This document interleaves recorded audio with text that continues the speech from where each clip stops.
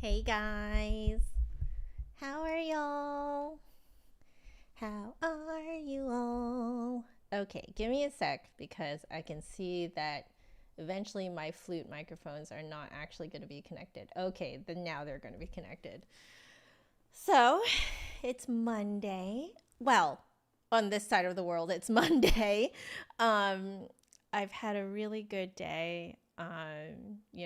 Just I've done some, a little bit of a refresh on my schedule.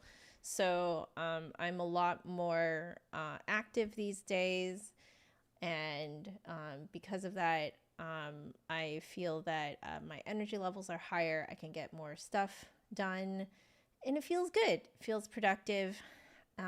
Also, a new thing I'm doing too is preventing myself from mindlessly scrolling on my phone, because I can feel that has had a really poor influence on my attention span, and my memory as well.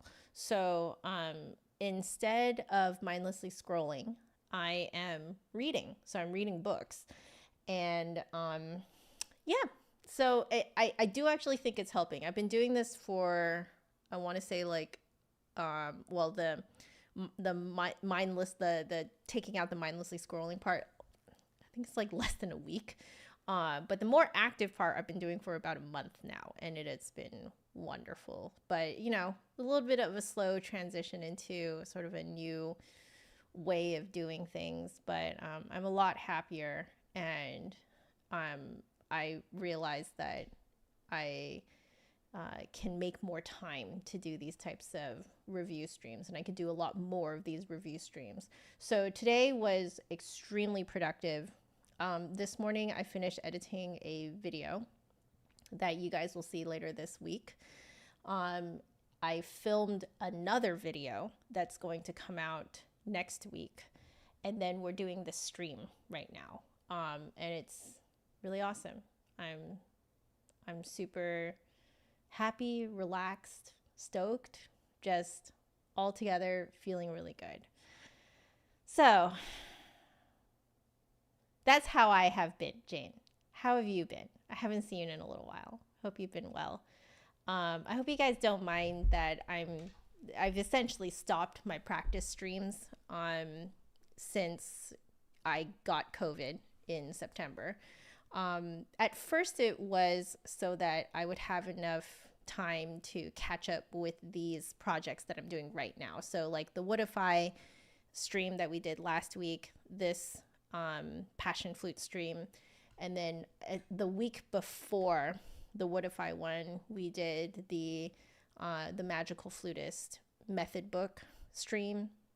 So we had I had all these projects lined up to do. I feel like I had another one before the it was my favorite things stream with my favorite flute things with Flute Center. So all of these projects I had planned to do actually in October, and if anything, maybe even starting end of September. But because I got COVID, and my long COVID symptoms lasted for 2 months. So I couldn't start to do any of these projects until, well, what was it, like early mid November. So, at first I was like, okay, something's got to give. If I'm going to do all of these streams, these review streams, then I can't be doing practice streams every day.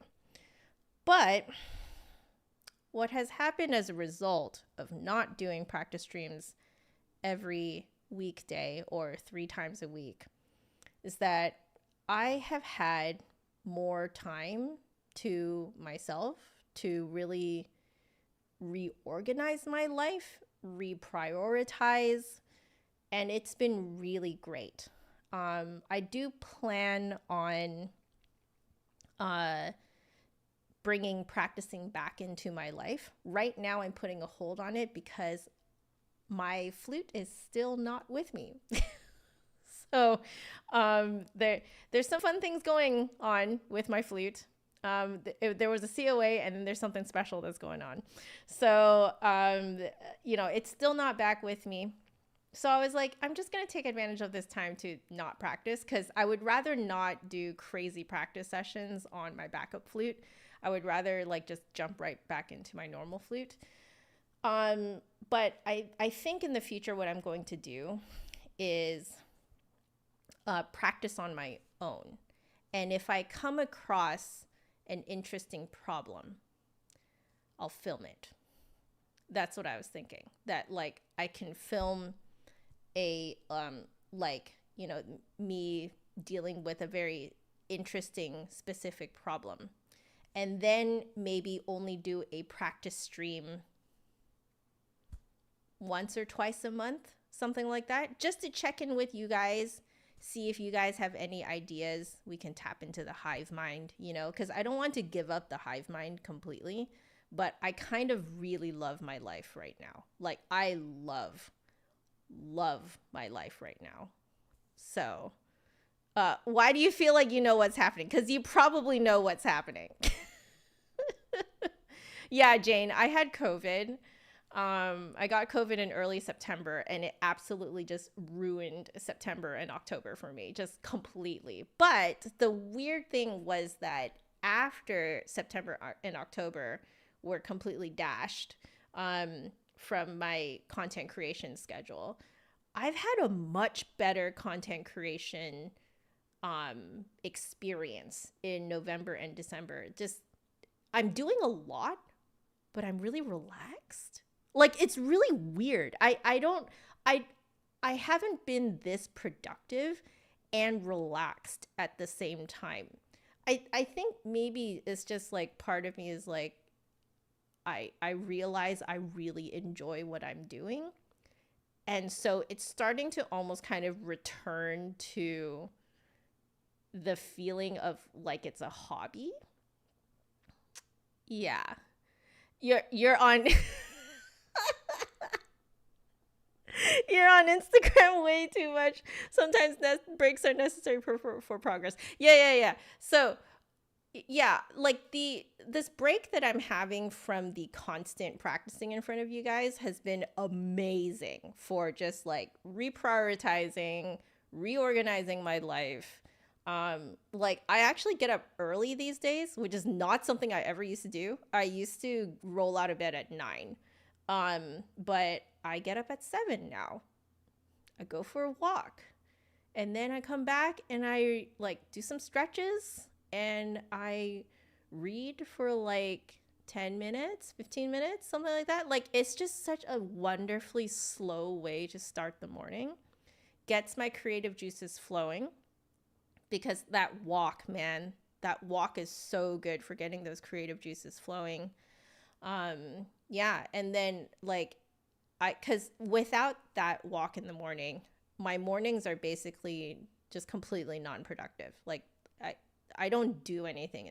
My brain doesn't work in the mornings if I don't go for a walk. So all that to say, you guys are seeing a very relaxed Joanna right now, and I just wanted you guys to know that. You're waiting for the kick of motivation. Okay, we'll talk about this, and then we will get into our lovely clay flutes today. So the motivation thing, I think what I have really come to realize in this break that I've had is that the motivation doesn't really come to me. I have to create habits that I just do without even thinking about it. I just need to know that I get up at 7 these days, and I don't mindlessly scroll on my phone first thing in the morning. The first thing I do is roll out of bed, do all of my, brush teeth, face wash, blah, blah, blah, all that stuff. It's mindless, it's just because it's just habit, just mindlessly do it. And then I'm mindlessly out the door for my half an hour walk in the morning. And in making these healthy habits, the motivation that comes to you doesn't really feel like motivation. It just feels like it's right. Like it feels comfortable. And like I think that's why I'm so relaxed right now. I mean, that, and also I've been going to therapy. So that's been really helpful. But yeah. So I'm super, super relaxed right now, and I really love it. Jane, your life is non-productive. That's how I felt for a really long time. And at the same time, though, I have to be very forgiving of myself because we were going through a really tough time with John's skin. For those of you guys who are tuning in for the first time and don't know, my husband is dealing with you can call it a chronic condition, but it's not truly a chronic condition. But it is a skin condition called topical steroid withdrawal, and that consumed our lives for the last 3 years. But we're getting to a point now where even if he's flaring, we can still live our lives, which is nice, you know? So I've just taken advantage of this break that I've had from practicing to just reorganize my life. But yeah, mindless out of the door sounds a little dangerous. Well, okay, it's not fully mindless, okay? It's not fully mindless, but it's like if you do it enough times, it just becomes a habit. And like, there was one morning where I skipped going out of the door first thing in the morning to go for a walk, and man, it ruined my day. Oh, it just ruined my day. I think this happened, I think it was last week, like last Tuesday or something. I think I just I skipped my routine and I did something different, and it's just, oh God, that day was horrible. It was terrible. I was like depressed, and it was not a great time. So, yeah, I just stick to my habit now. I stick to my routine, and yeah, this is the result, is super relaxed Joanna, who's like weirdly very productive too. All good. You got your all county results back, Ryan. Fantastic. I'm guessing it's good. I'm guessing the results are good. Yes, Passion Flute, exactly. Passion Flute, by the way, is the exact Passion Flute that we are in terms of like what flutes we're looking at today. If you guys are curious, the Passion Flute in the chat is actually the Passion Flute that made these flutes. So, Passion Flute, thank you so much for joining today's stream. Good morning. I hope you're having a lovely morning over in Australia. But yes, long walks are the best for refocusing. Long walks are just so good for creativity. And I knew this, okay? Because I did this for months leading up to our wedding. Because I was so stressed from wedding planning. So I would go out every day, 2 or sometimes even 3 times a day. Half-an-hour walks, which sounds like, wow, Joanna, you were just walking for an hour and a half every day. Weirdly enough, it actually makes me more productive. So I actually get way more work done when I actually go out for walks. If I don't go out for walks, I get less done. So yeah, it's, I knew this. And I just, fell off of that because of life, because of, topical steroid withdrawal, and it's just but yeah, please welcome Passion Flute into the chat. So let's see, Ryan, you got first chair for flute. You got a 217 out of 220. Congratulations, that is amazing. And Mateo also made all region band on oboe and flute.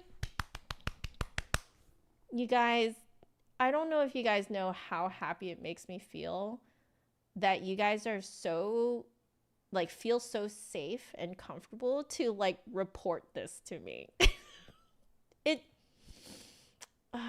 It makes me feel like you feel safe and you feel wanted in this space, and that you are supported in this space. And that makes me feel so good. thank you for coming back and telling us your successes. Now, anyone who is dealing with failures as well, this is also a safe space for that. I've shared a lot of my own failures as well. And I want to make it very clear that this is not just a space for successes. This is also a space for failures. Any artist, any successful person out there who has succeeded in the way that they want to, anybody will tell you that behind a success are so many failures. All right. So this is a safe space for both. All right. You can't have successes without failures. So safe space for both. Now, let's talk Passion Flute. So let's just kind of give you guys a little bit of context as to why the heck we're suddenly looking at clay flutes. So I took a look at our email threads between me and Passion Flute. So Ethan. And I believe Ethan contacted me first in like 2022. I think it was 2022, something like that.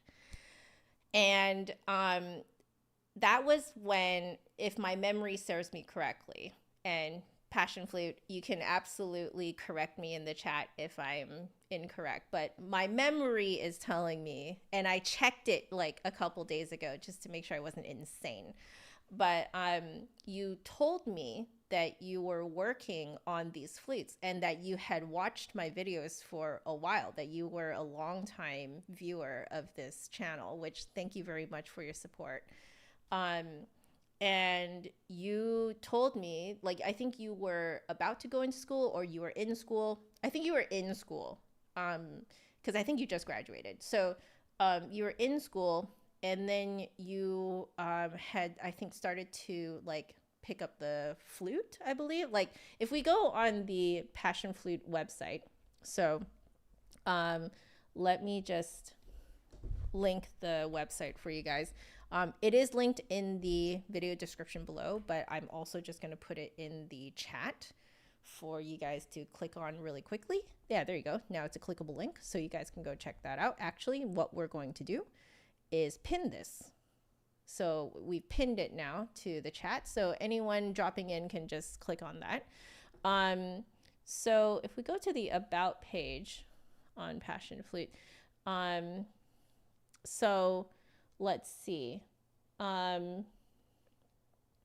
Yeah, so Ethan, you played the ocarina.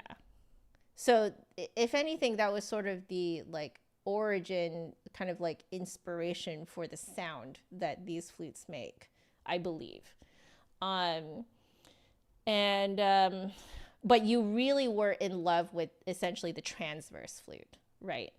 So let's see.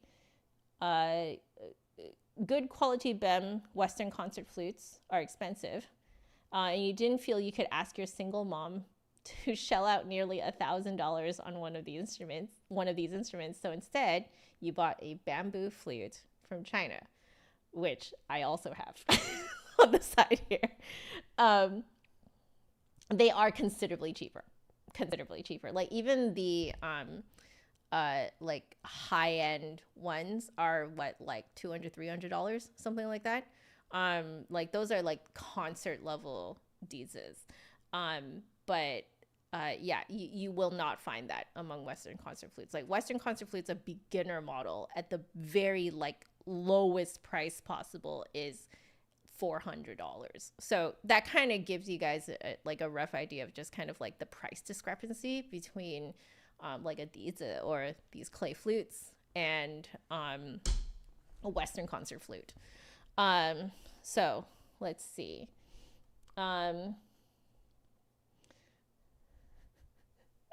I love this little line that you said, that it may have been one of the most basic, cheap, and frankly terribly unplayable pieces of bamboo in the world, but it was at least my frankly terrible, basic, cheap piece of bamboo.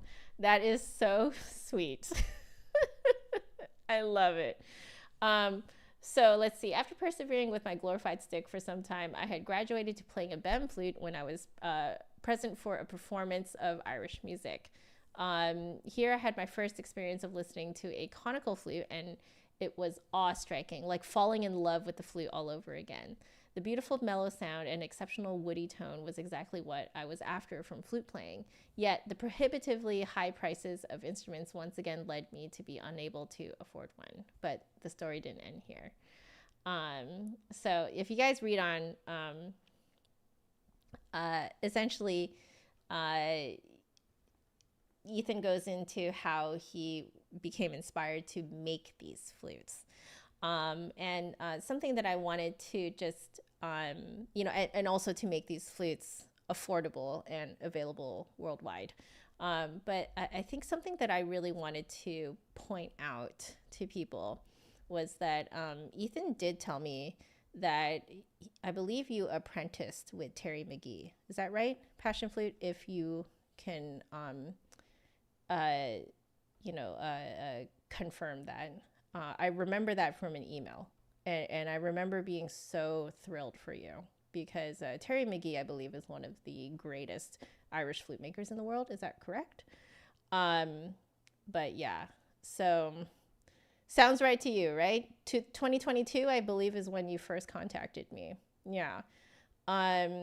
So let's see. So in the chat here, you're saying that you originally played ocarina and learned from David Eric Ramos. The world is so small. He's such a sweet guy, by the way, which, by the way, I know this is really freaking random, but I actually have David Eric Ramos added as a friend on Duolingo. I don't know how Duolingo figured out that we knew each other. It was really kind of weird. Oh, so you found my channel through my collab with him. Oh, when we did the ba ba da da dee da da da ba da da dee ba dee da dee da da, right? Oh, that's so cool. All right. And then okay. So the deeds was in middle and high school. So after high school, you went to university, music school, for composition and music technology. I see. And early in the career, you had the idea for ceramic flutes. I feel like that was when you contacted me, because I think you had gotten the idea for ceramic flutes and had started to mess around with it on your own, I think, before you got your apprenticeship. Is that right? Yeah. Yeah, right. I sent you a really long reply, didn't I? Yeah, because you contacted me about what I did in my music school. Yeah. Yep. And I think you were wondering about whether you should pursue this. And I was like, yes. Yes, Dragon Roost. That was the name of the song. I couldn't remember the name of the song for a hot second there. Yeah.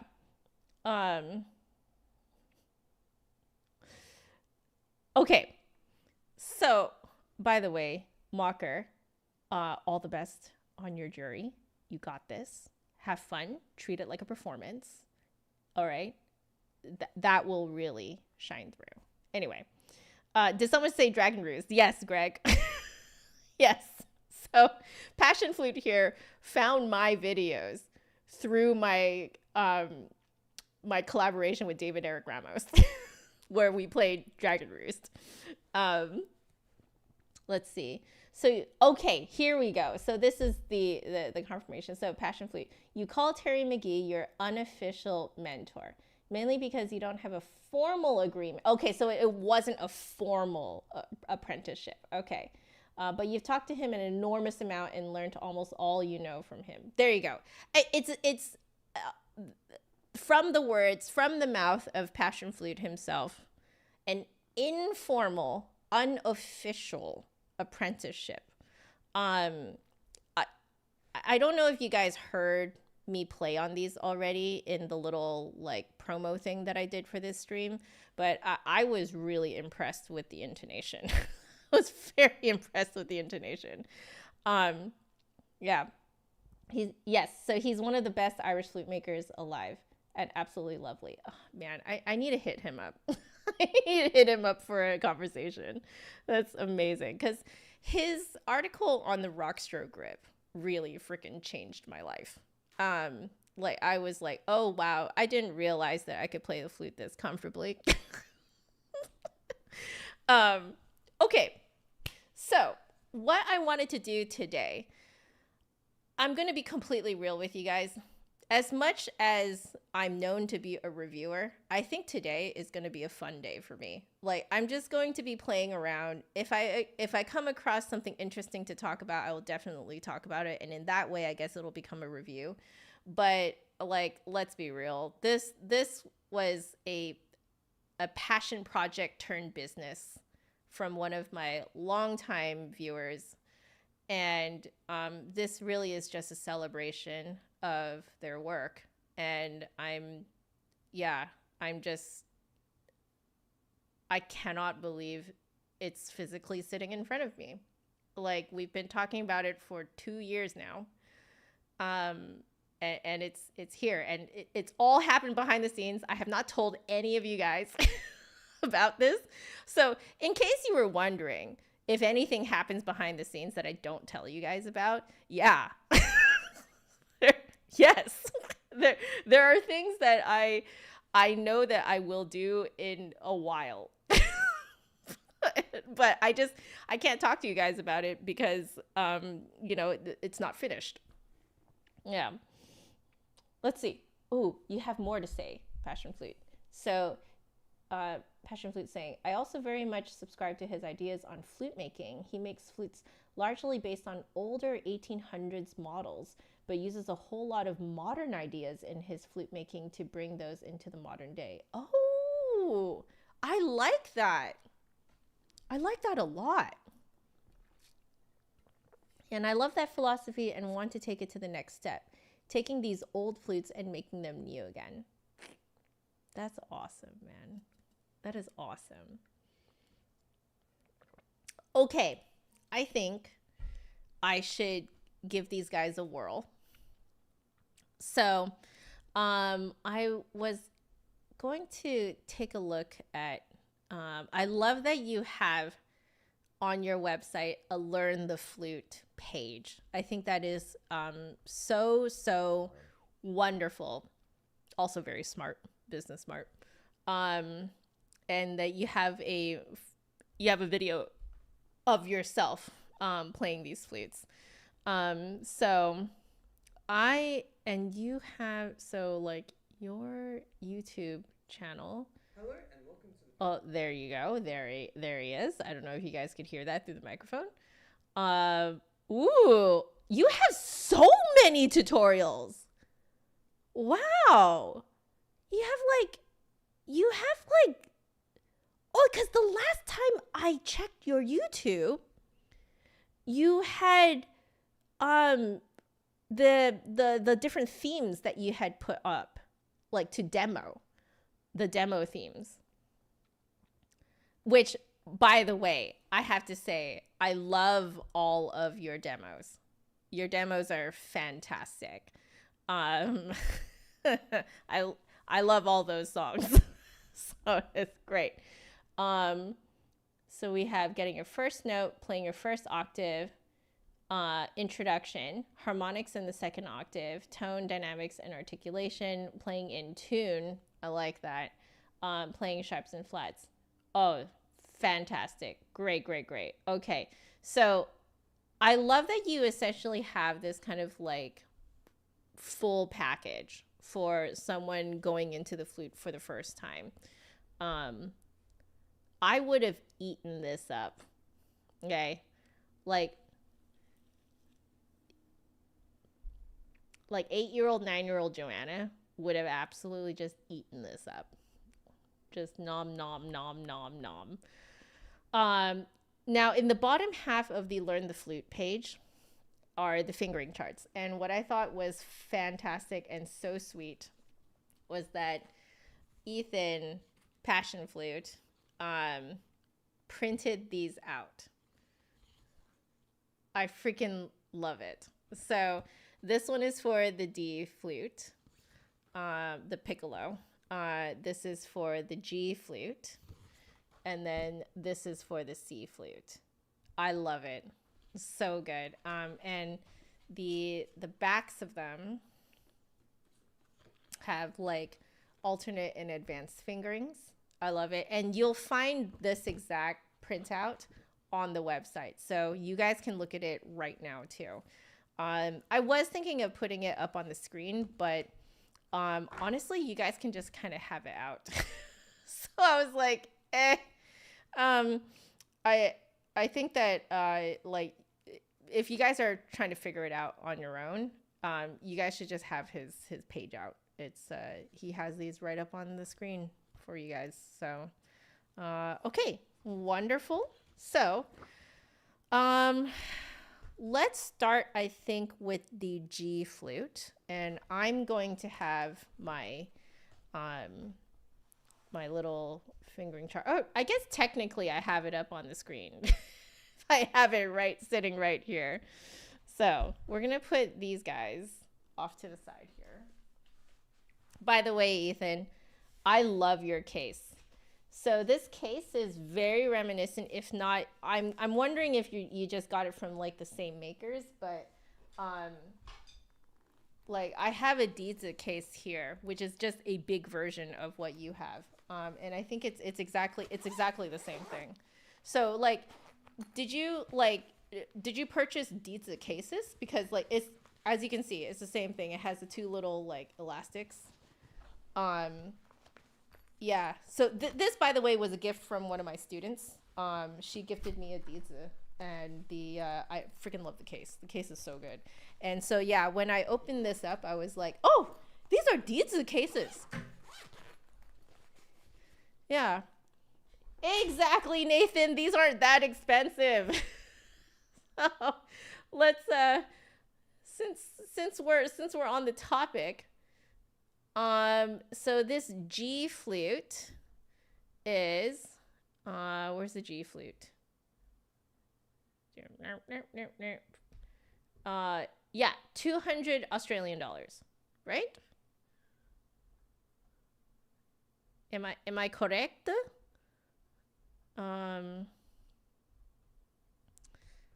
200, right? In G, let me see. I'm going to see what other. Yeah, so I think it's 200. So 199 Australian dollars.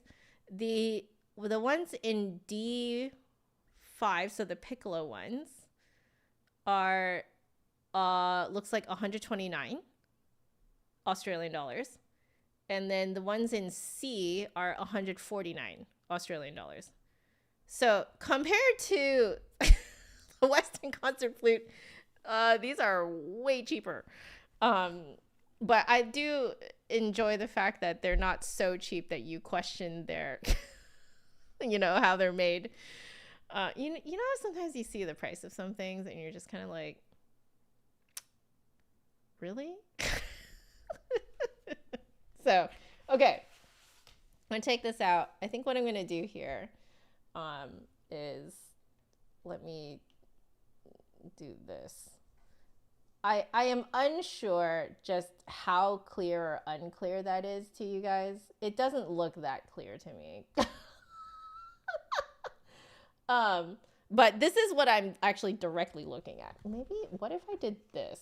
Is that slightly more clear if I like make it? I don't know, guys. I feel like it's the reflection. This thing's a little glossy, as you guys can see.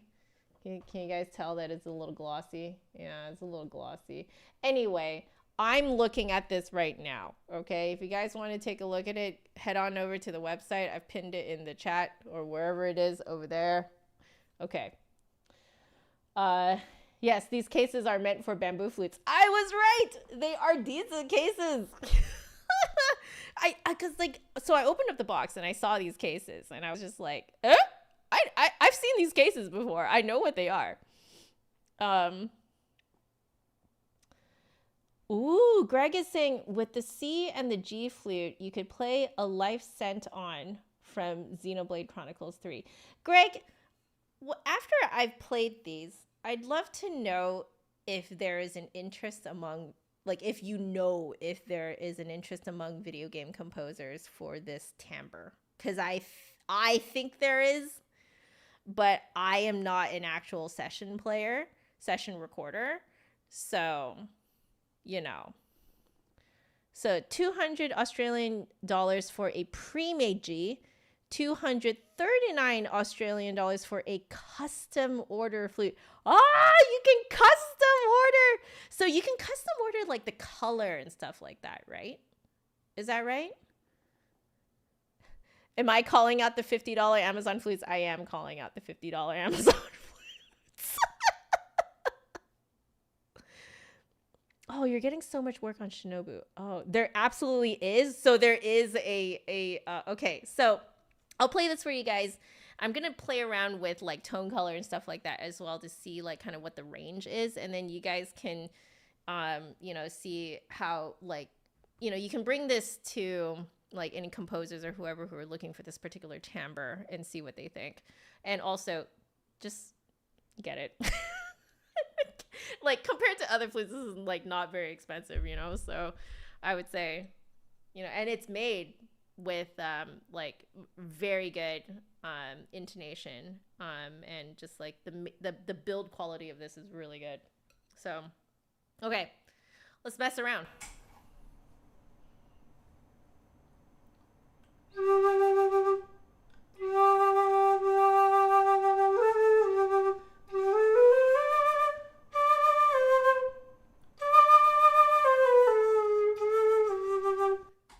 Right, Ethan. I forgot that you are a video game composer. If you would like to share, please share what you did for your graduation, if you don't mind. Because I think it's so cool. But yes, rich tone color, right?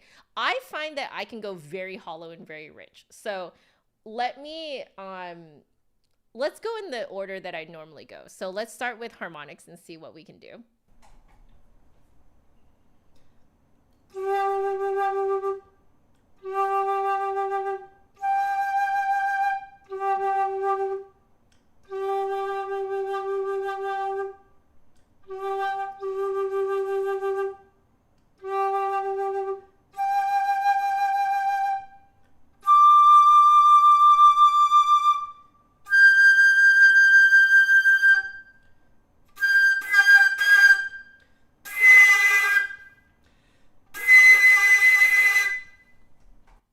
Okay, that's impressive. That's impressive that I can get that high.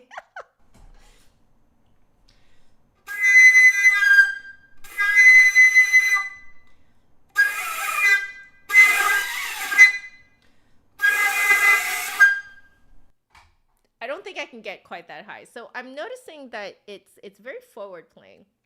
It kind of like tucks, like the air bubble kind of tucks up in front of the teeth for those high notes. Like it tucks right up in there.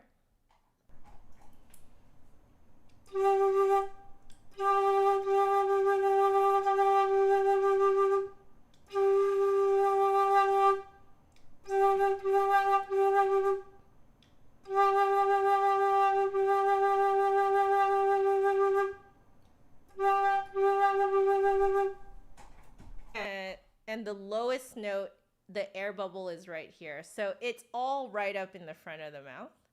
And you don't actually have to blow very hard. It's a very narrow airstream, as you guys can see from the hole. It's interesting because the shape of this hole is actually very close to Western concert flute. Usually for, you know, these types of flutes, a lot of times you'll notice that the embouchure hole is like weirdly very circular. And this though is like, it looks pretty modern, right? So, but because it is a clay flute, personally, I'm noticing it doesn't take a ton of air. It's a much narrower airstream. And everything is right up in the front of the mouth. So let's mess around some more.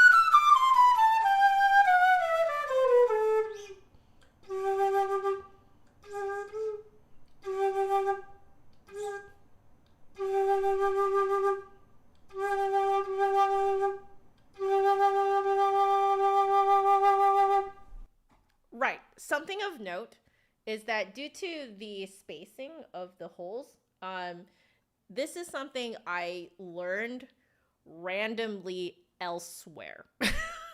And I believe I may have learned it from seeing some, I forget exactly which flute. I think it's the Xiao, the vertical Chinese flute, where the holes are so far apart and so big that you cannot actually use the tips of your fingers, the meaty part of the tips of your fingers, to cover the holes.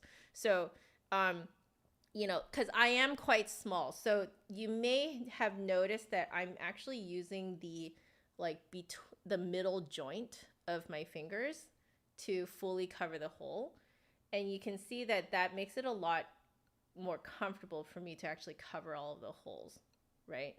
Yeah, so like the middle finger in particular, I'm using the middle joint. Yeah, and I think I'm actually like, how am I doing this?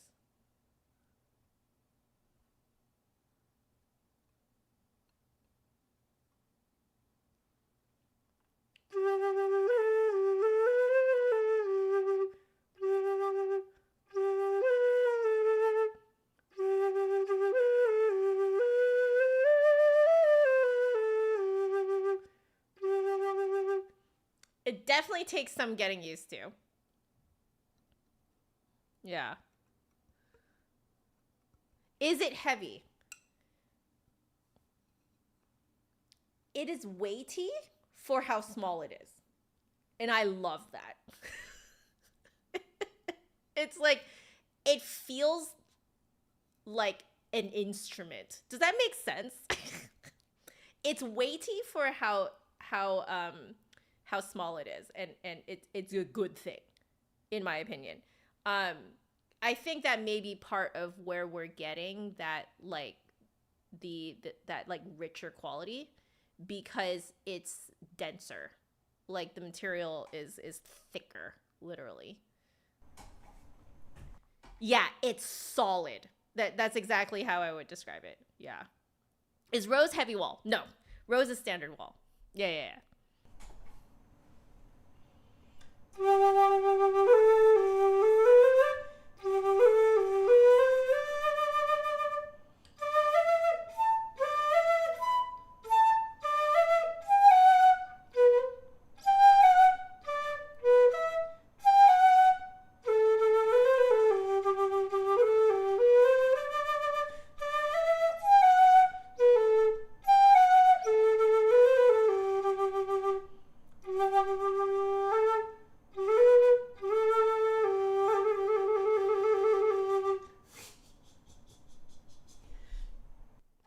Okay. Right. I was supposed to be messing around with tonguing, and then I got so super sidetracked. Okay, so let's mess with tonguing.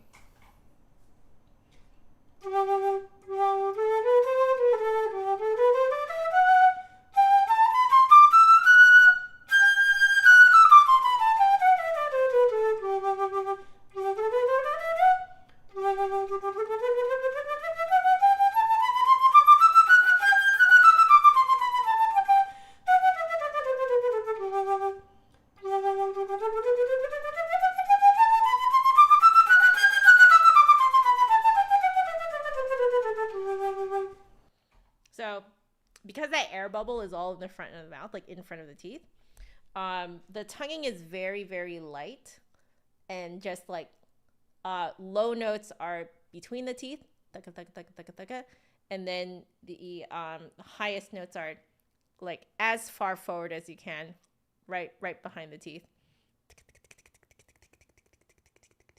See how far forward that is? So nice and light, and in the front, you're gonna get that crisp sound. I like it. I like it. Okay.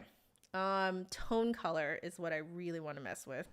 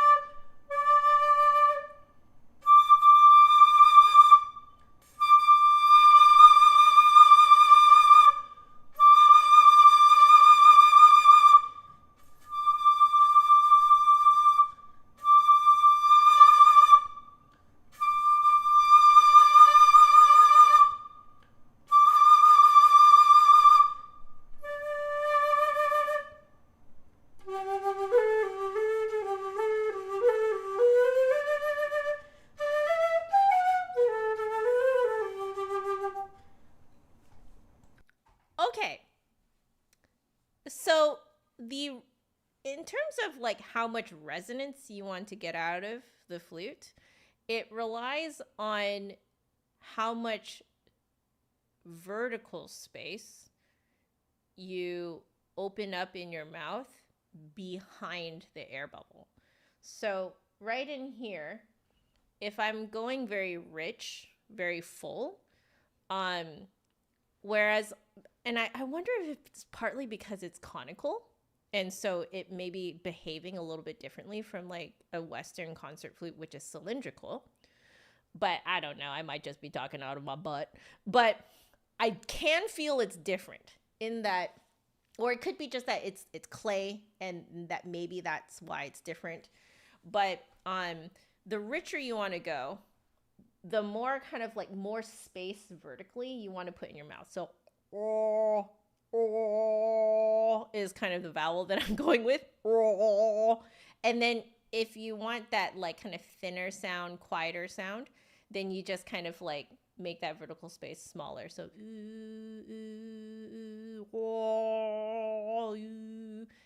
those are the vowels that I'm using in order to go between like very resonant and rich. So on a Western concert flute, I noticed that on most Western concert flutes, there are a few that are a little bit different. For what the vast majority of them, the way that you get a richer sound is by actually kind of flattening the airstream and widening it out. On this one, on this flute, you're taking your airstream and you're not really taking the airstream and doing it. You're actually just making a different like kind of like resonant space in your mouth. So the vowel shape in your mouth is more very narrow, very tall, behind where the air bubble is. I hope that makes sense. Okay, so I guess if we're to do, let's see, if we're to do different themes here.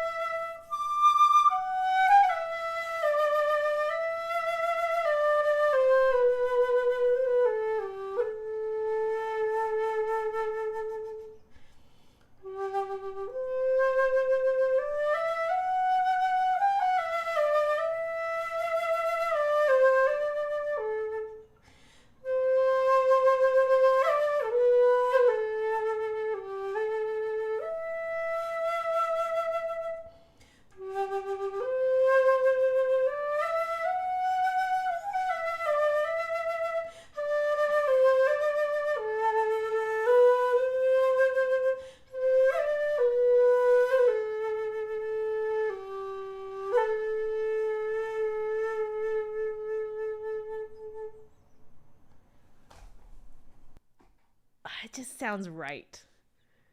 It sounds right.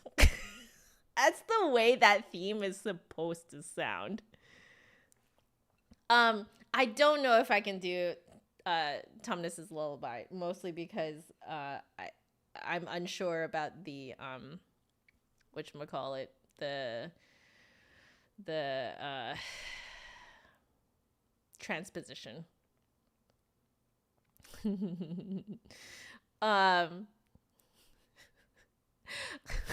Bullfrog squish sideways. Yes. I think that is going to become a short. We go, Okay, by the way, Passion Flute is a really great thing here for you guys to know. So if you do have small hands and don't want to use a piper's grip, which is apparently that's what I'm using. I knew once upon a time that that's what it's called, a piper grip, is when you use like your middle joints to cover the holes. I'm actually okay with a piper's grip. I'm not sure if you guys noticed, but I'm actually fairly comfortable with it. I actually think part of the reason why I'm comfortable with the piper's grip is because my hand is actually small enough to do so.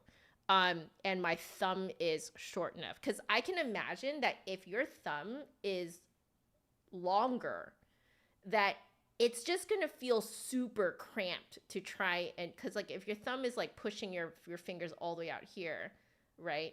Then you can't, like, how do you get your middle joints over there? But my thumb is actually short enough that it allows me to do the piper's grip pretty like comfortably. Yeah, so let's see. Okay, so Passion Flute is saying, yeah, if you do have small hands and don't want to use piper's grip, may be able to make a custom flute with closer holes. Send an email through the contact form on the website if anyone's interested. So y'all can get a custom one. The custom is not just the color. The custom is actually just straight up like made for you, which I think that is super cool.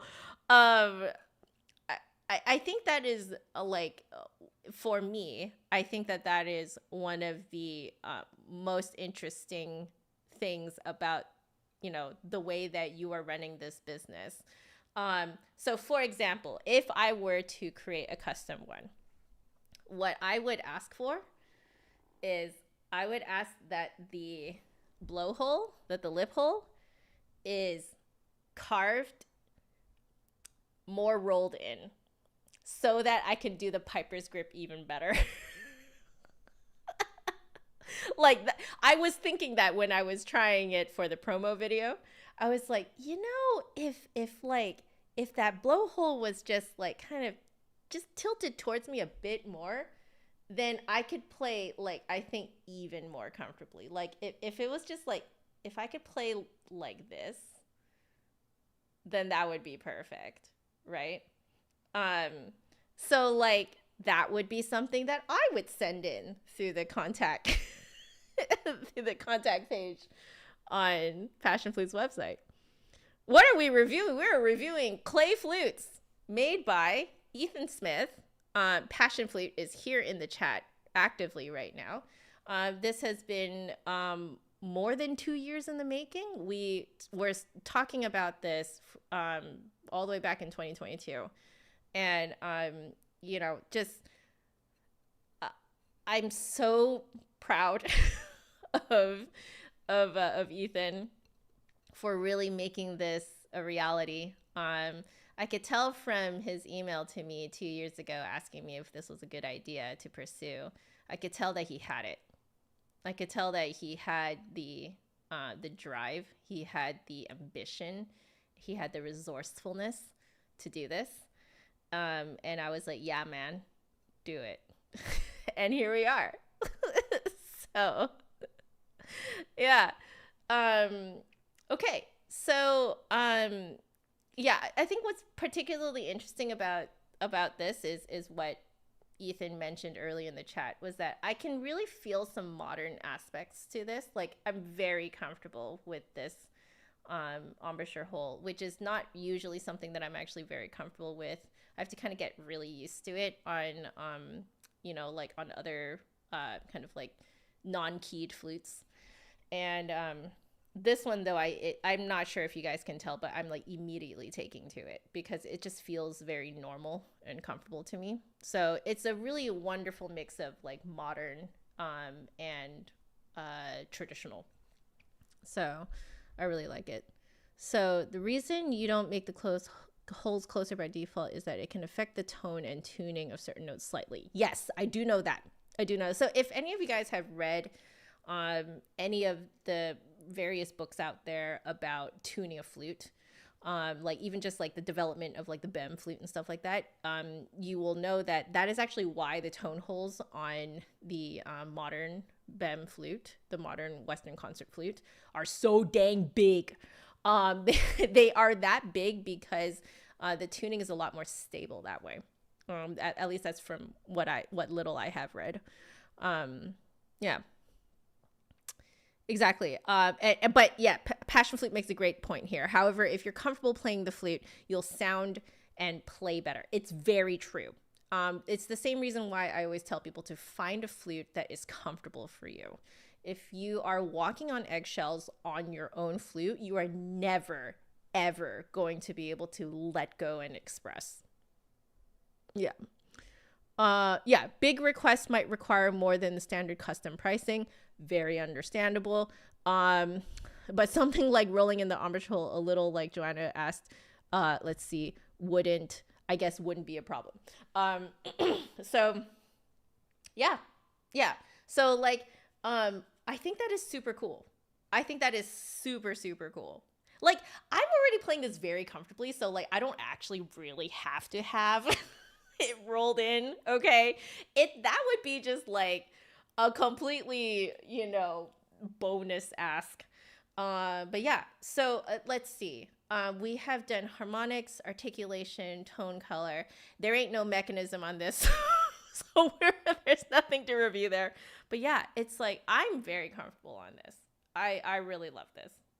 Oh, it's so good. Okay, but I do feel we need to move on to the other flutes. So I do wonder, is there a particular way, Ethan, that you like, that you suggest that these are cleaned? Because I was just going to use my own regular cleaning cloth, cleaning rod type thing. However, this is clay, so I don't even know if it needs to be unless it's dripping. Yeah. So big tone holes makes it much easier to mathematically calculate hole positions too. Right. I did read about that somewhere. Another reason why BEM became popular with manufacturers. There you go. Okay. Will I try the piccolos too? I am. I'm right about to. So, but I did want to ask Ethan if he had as the flute maker himself. I just was wondering if you had a specific way that you like to clean the flutes after they're played. So, Casey Flute, welcome to your first stream here. This is a very, very special stream. These are flutes made by a longtime viewer, longtime subscriber, Ethan Smith, who now is running his own business, Passion Flute, making these ceramic flutes. That is a mix of modern and traditional flute making, like traditional as in like non-keyed instrument, conical flute making. So this one is in C. So not that it's the best, but I will at the very least have the fingerings here. So let's try out this guy. Okay. So Ethan is saying earthenware flutes produce very little moisture, so swabbing is significantly less needed unless you're playing for a long time. That's what I was thinking. Because I was actually warned by oh my goodness, my brain is exploding. The shop in Singapore. What was the shop in Singapore?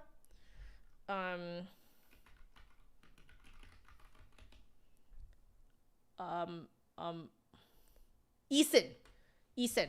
So the lady at Eason told me to actually not swab the deeds, because if you dry it out too much, you can run the risk of cracking it or having it become too dry, etc. Essentially damaging it. So what you're supposed to do is put it out vertically. So you just stand it up vertically until it dries by itself. So I actually did that with these. So after I made that promo video, I just left these in their case like this, strapped in their case like that. I just left them on my desk open like that until like for a few hours. And then I put them away and they seemed fine. So let's see. If you do want to swab them, a swab is not included, but you'd recommend a chamomile stick or large absorbent pipe cleaner. Oh, pipe cleaner! Yes, pipe cleaner would work so well because that's like squishy. Yeah. Okay. Cool. Okay, thank you so much for your input. Let's check out our C flute here. So here we go.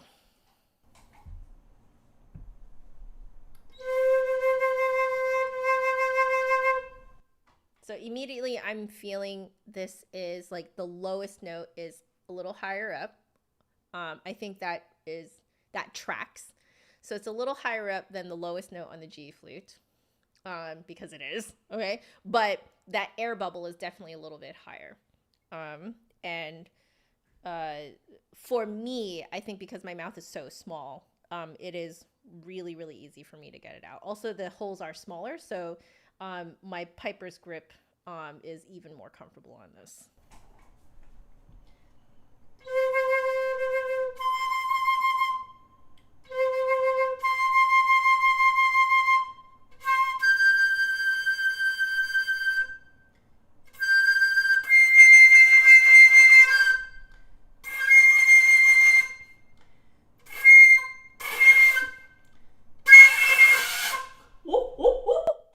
Okay, it peaked out a little, but I think that's a little extreme.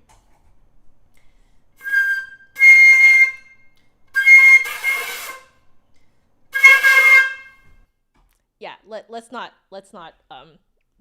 force it too much. It peaked out a hair, and I'm very impressed with that. I wasn't actually expecting to be able to get up there, but let's mess with. It's the same idea, by the way. That air bubble just kind of goes up and down in front of the teeth. So these are very front playing flutes, I would say, but they do require that you do some manipulation in like behind your teeth. So the air bubble is in front of your teeth, but you do some manipulation with the space inside of your mouth behind the teeth. Yeah. Okay. So let's play around.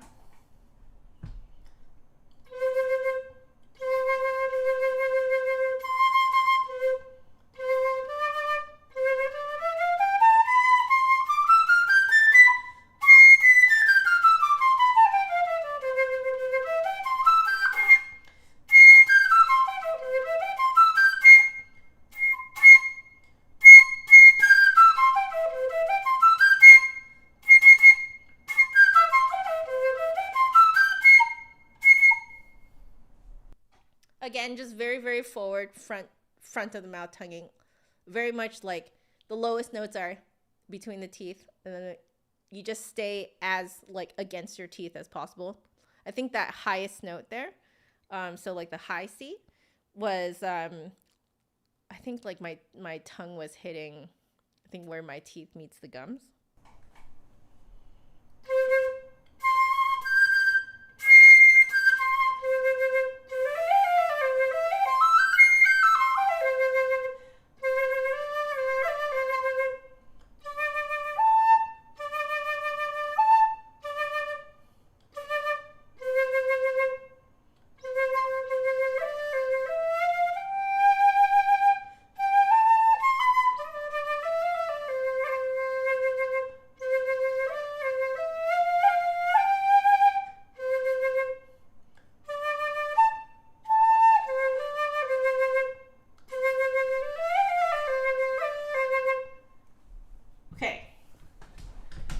I know you did a demo on some of these themes. Let's see. Which one did you do? C5. You did Primrose's theme. Okay. I'm going to look on VG lead sheets and I'm going to try. I do know that they have Primrose's theme on here. Yeah. Okay. So let's see.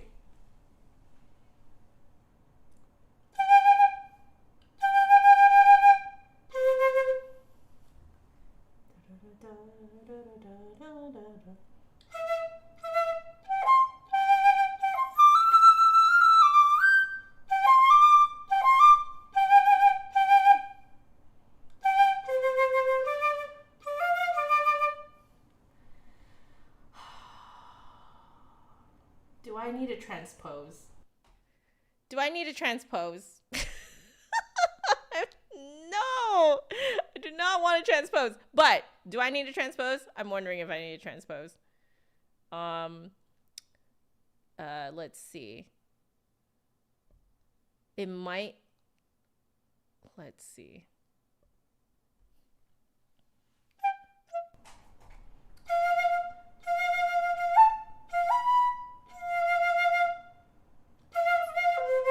Yeah, I might. No, I have to transpose. No. Oh, my weak point. Transposition is my weak point. Okay.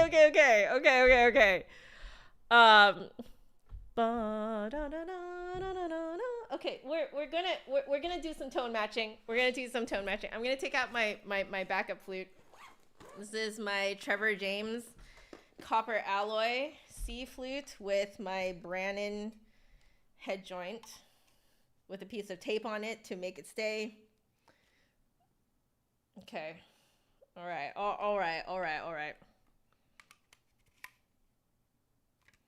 Okay. I think once I get the beginning, I'll be fine.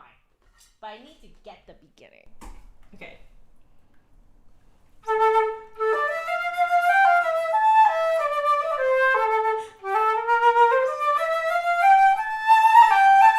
Okay.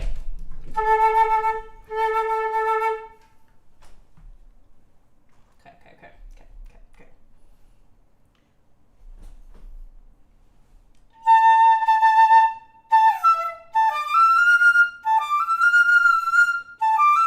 So I have to transpose up one. Okay, nice.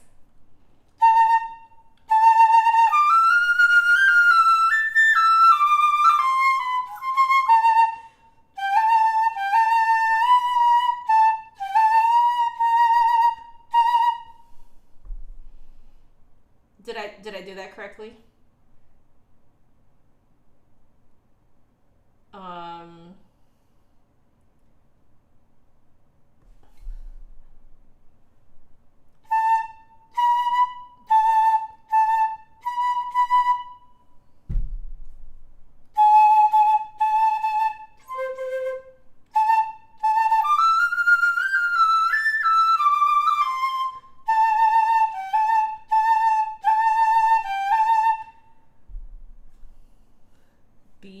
Okay.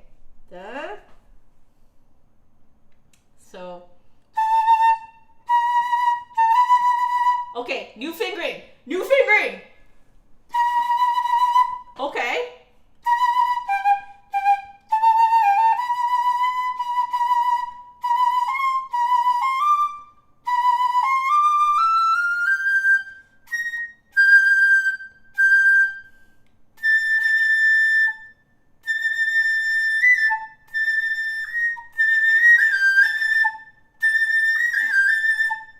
Okay.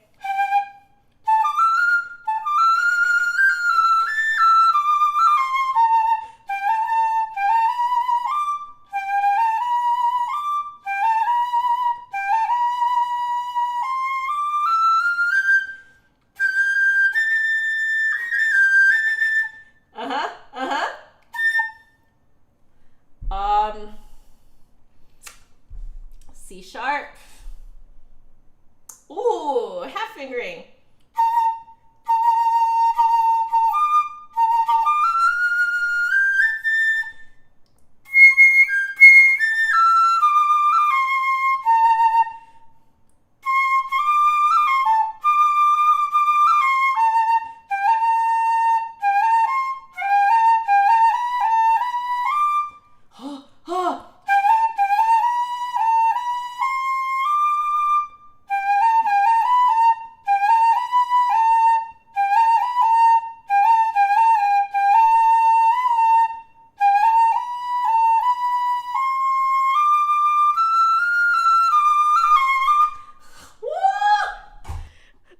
Take practice. There's a new fingering in there that my brain's like, huh?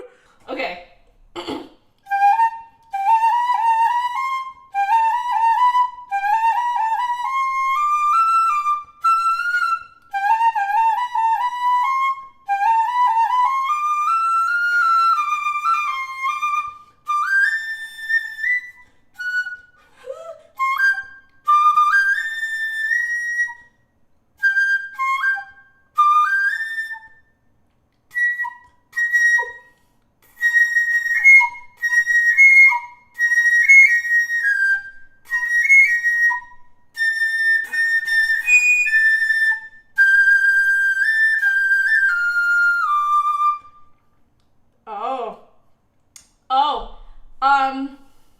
E flat.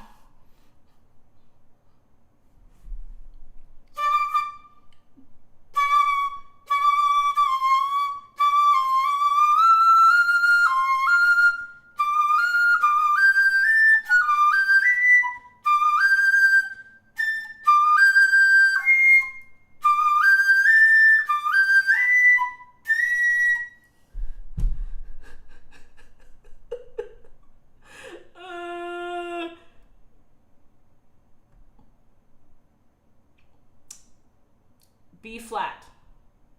Right.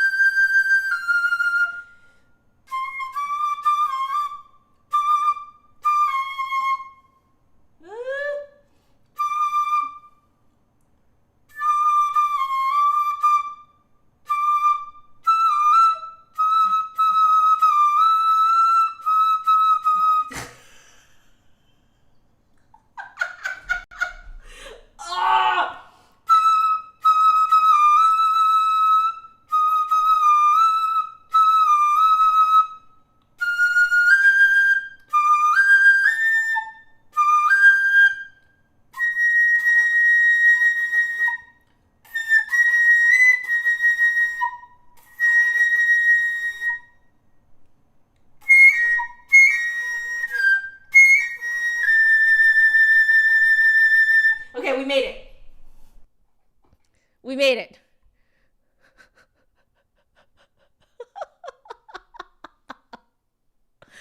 Oh my goodness. Okay. Yeah.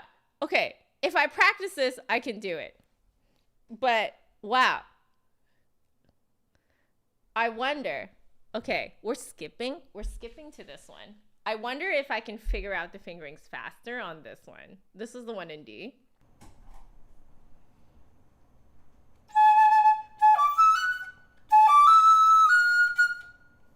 Ugh.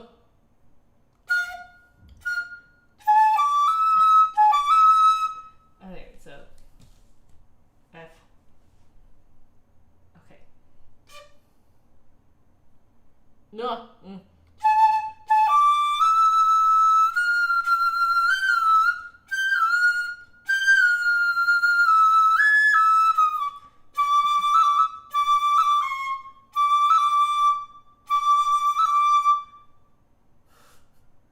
It's hard in a different way.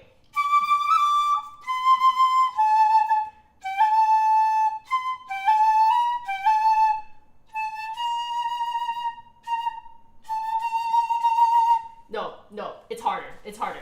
It is actually way easier on the C flute. But my brain has to my brain has to completely transpose because the fingerings, it's one off from the fingerings that we use on the Bem flute. So on the Bem flute, I'm thinking this is A, but on this flute, it's actually this. So it's one note off, and my brain's like, ah! But it sounds a lot better on this one because of the fingerings. Yeah, I can see why you did Primrose's theme on this one. I understand now. I understand. Yeah, it is the easiest for this key. Yeah, now that I've done it, I'm like, yeah, 100%. It is way easier on this one.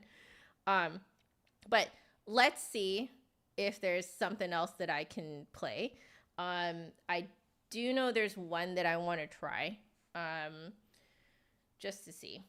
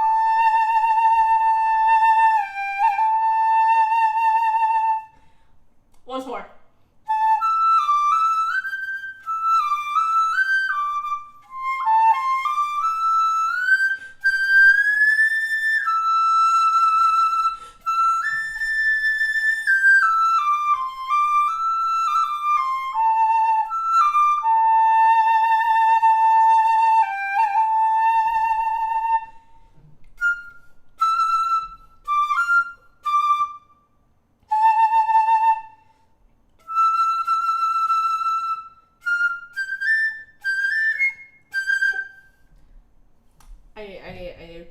Okay, it's gonna be in a different key.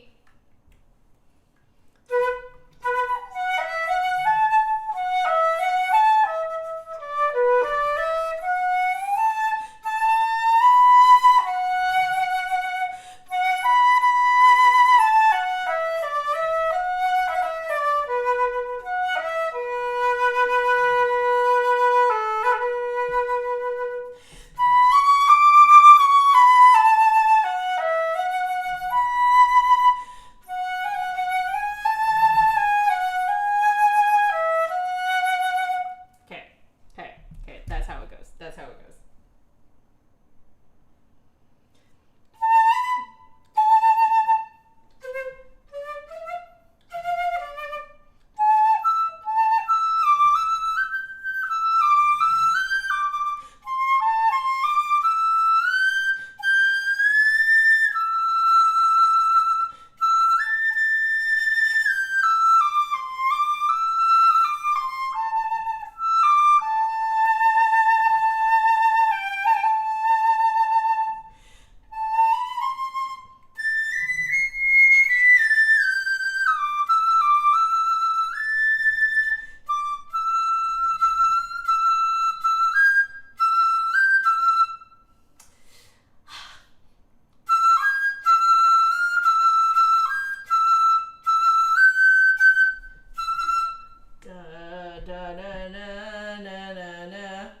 What note would that be? Okay.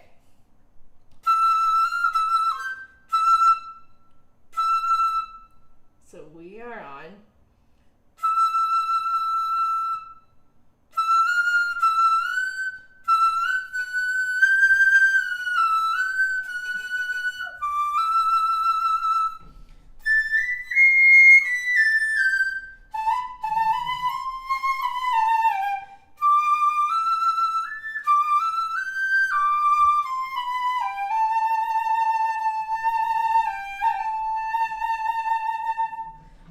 Okay, we figured it out.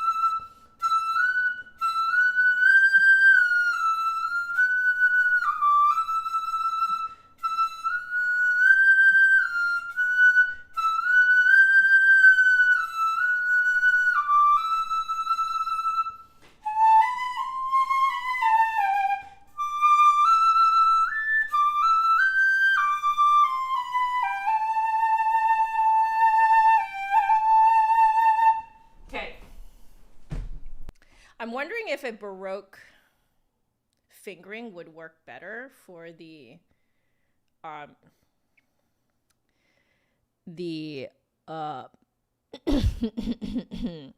technically that is a F sharp.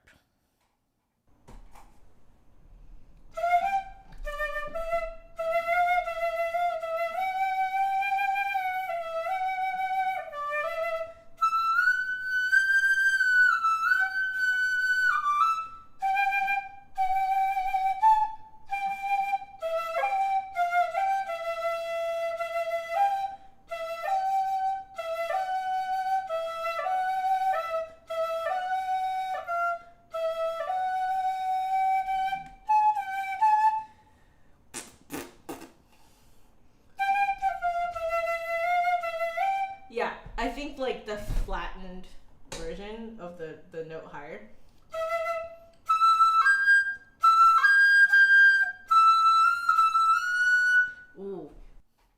Yeah, I understand why you wrote the fingering chart the way you did. That, because like 1 octave lower it works, but 1 octave higher it doesn't. Is that because it's conical?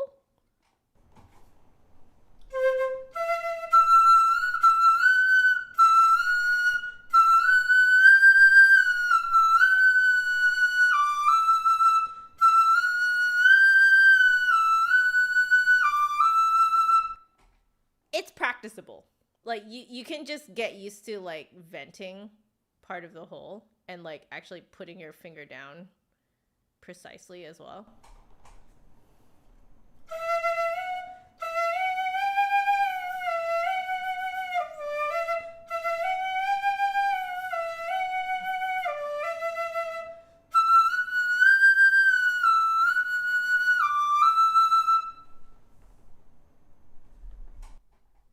Hey, there it is. Playing around with fingerings to find ones that work best for you is encouraged.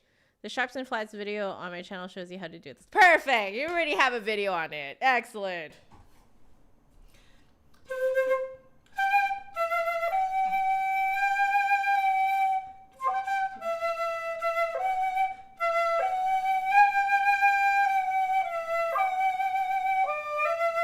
Like you could do it that way too.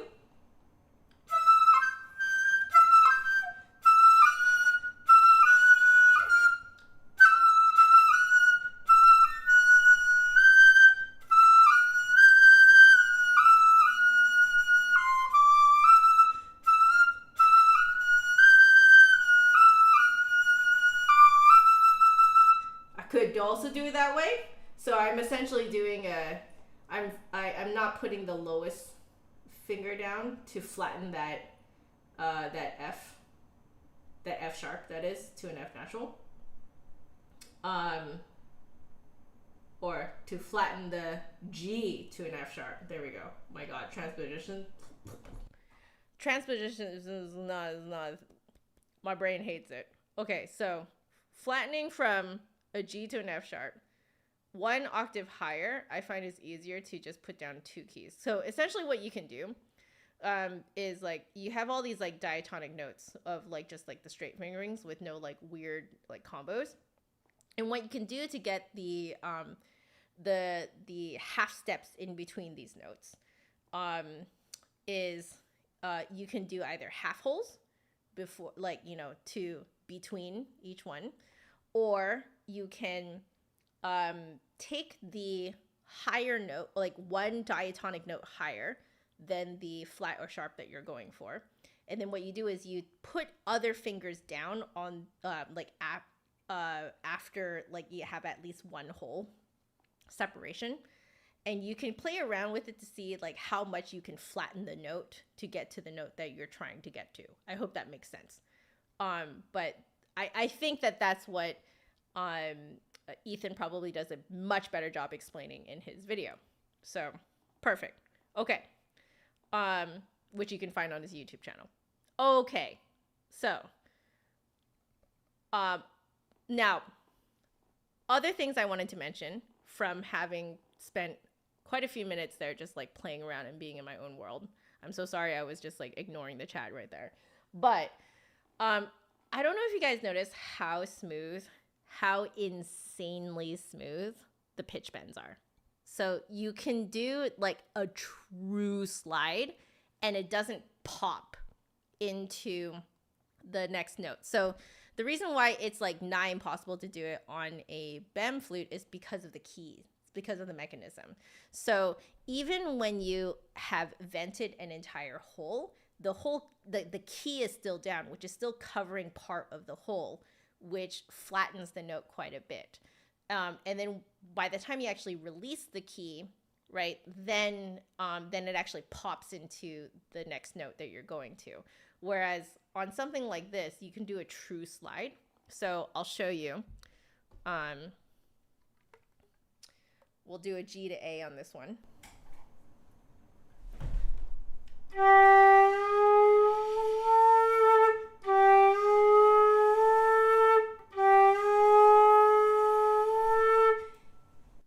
Do you hear it? There's a moment where it pops. So on this one, you don't get that.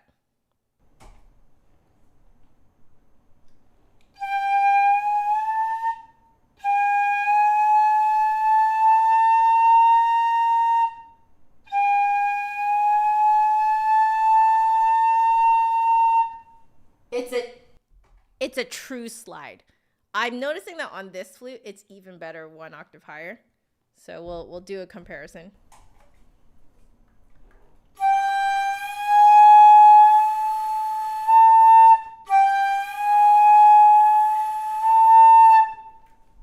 You hear that pop?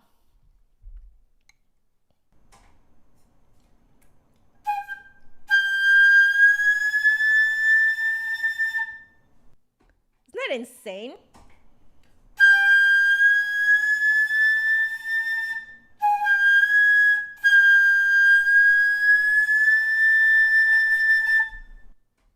Ah, passion flute.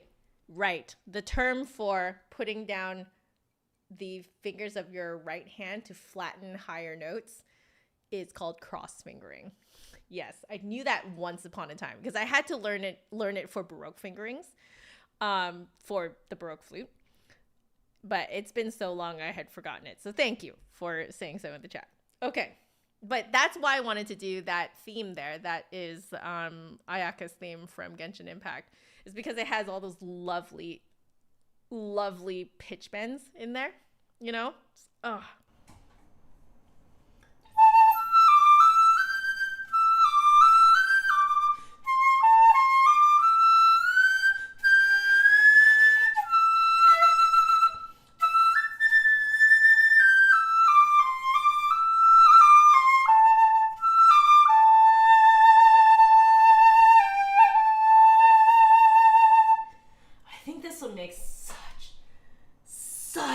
Good game, like video game sound, you know, like just the it's so good.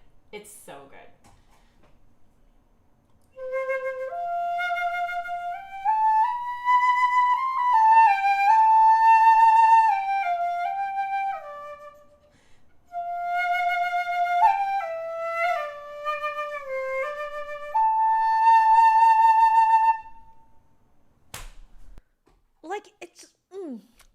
It's a beauty. It's a beauty.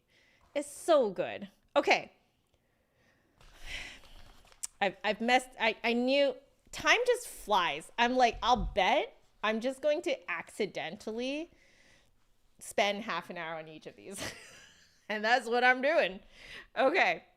We're on D now. So this is the D piccolo. So here's the fingering chart for that. If you guys want to see the fingering chart for yourself and not on this horrible camera version, please go to the pinned.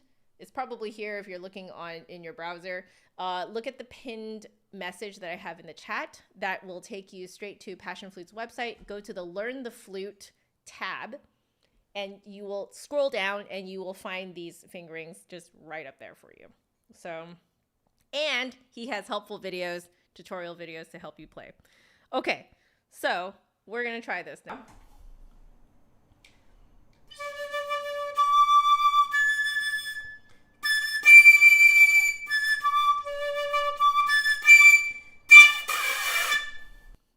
Okay, it's like, doesn't really want to come out.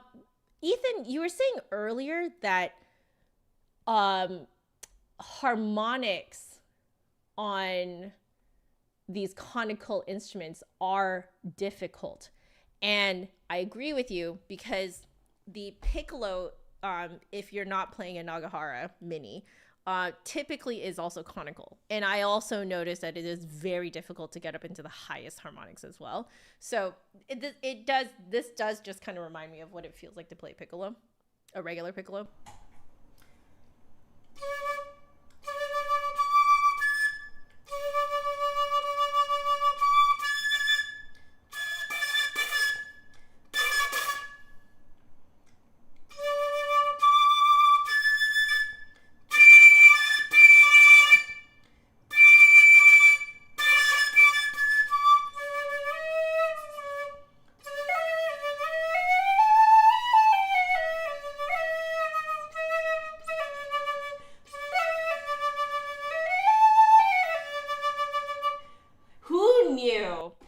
Exactly as Nathan says, who knew dirt could sound so good? Well, when you have a flute maker as talented as Ethan Smith, This is what you get. Okay. Air bubble is much smaller because this is even smaller flute. Air bubble is smaller. The lowest note is a tiny bit higher, and it also just stays in front of the teeth and goes up. Like the highest note goes all the way up in front of the teeth, and then so I'm guessing now that I'm going to do articulation. Sorry, I should say that again with the nice microphone. Small air bubble in front of the teeth. The lowest note is a little bit higher than on the C flute, but it's right around in the middle of the mouth, or at least like between the teeth, but in front of the teeth. And then the air bubble travels up as you go higher, travels low again back there when you come back down. And then I'm going to guess that articulation wise, again, very, very light, very much as in the front as possible. So let's try it.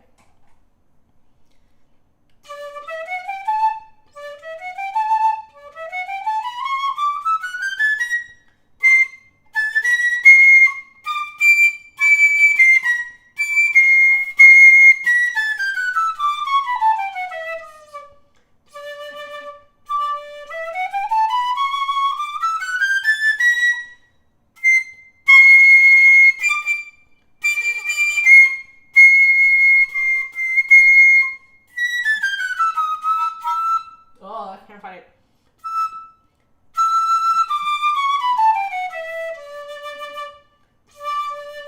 Interesting. I am noticing on this one that the tuning of the high C sharp, so the second to last note, I can see why you created that fingering there, just to kind of flatten it a bit, because I could hear that it was really, really sharp. So I didn't notice it so much on the G and the C flutes, but I'm wondering if it's just the intonation of the D flute, or like just this particular length maybe was causing that. Interesting. That's super interesting.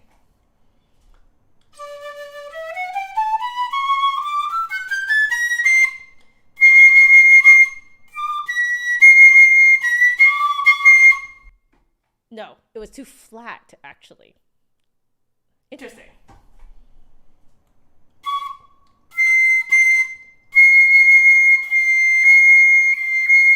Interesting.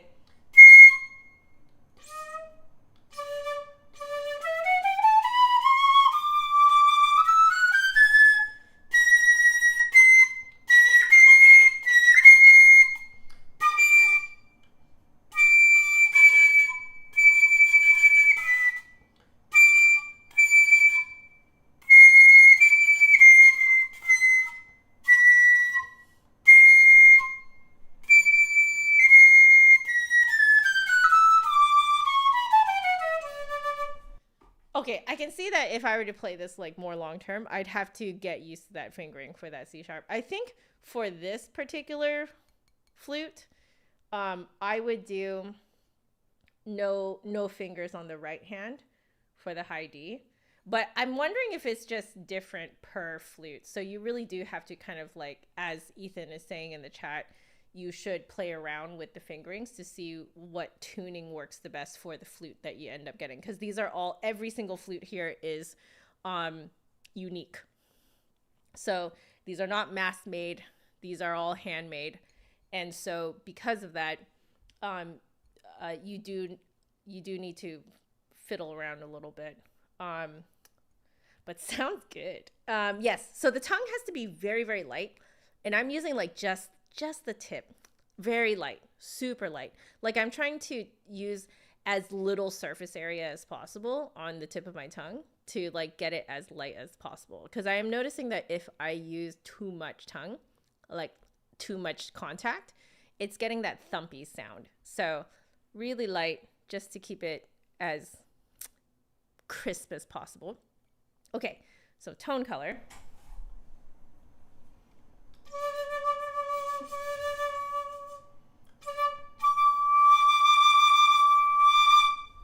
Yeah, it's the same thing. It's that vertical space behind.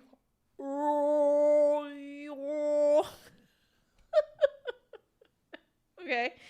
All right. Let's try some songs.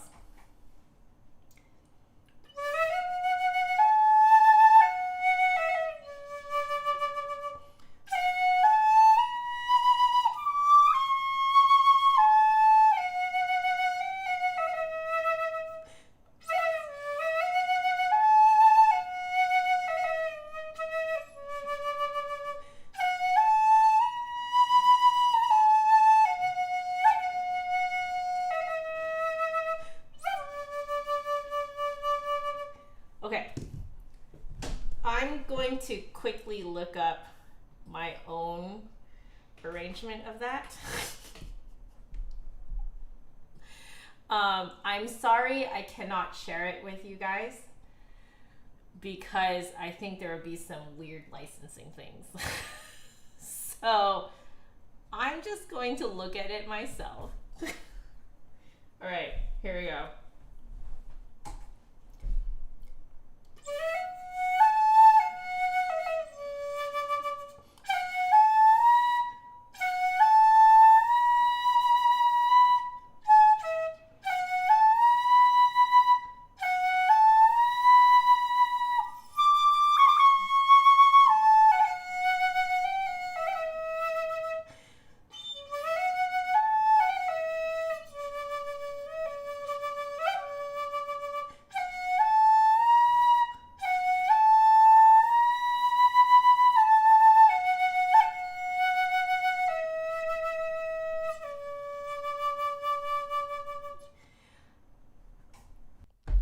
I want to try it 1 octave higher.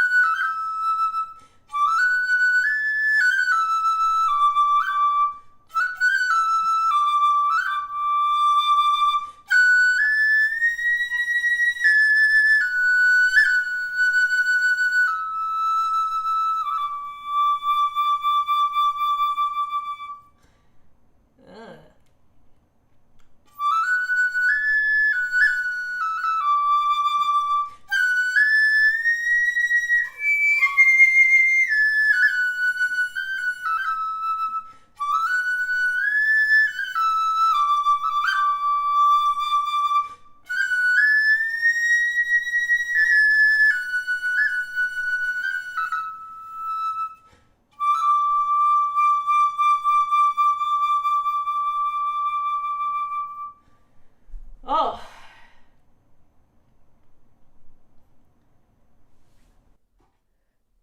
Man. Oh, those pitch bends just kind of like, they kind of does it by itself. It's so good. I think I'm so used to like lipping it that like I'm not used to just letting the flute do it. Like the flute just kind of does it. Oh, it's so cool.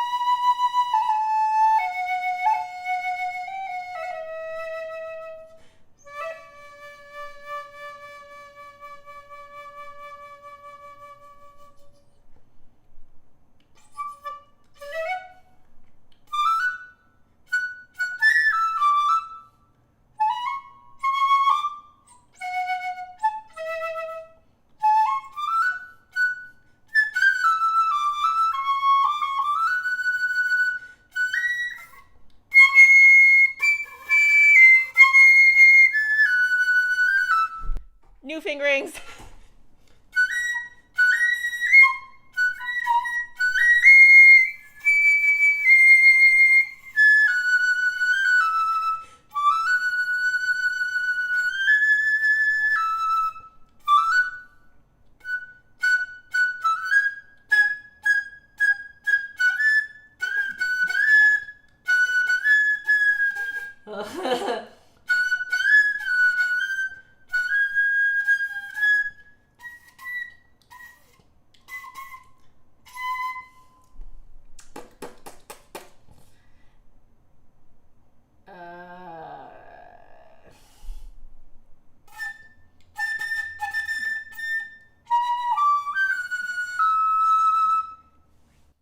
I'm skipping those notes because, oh man.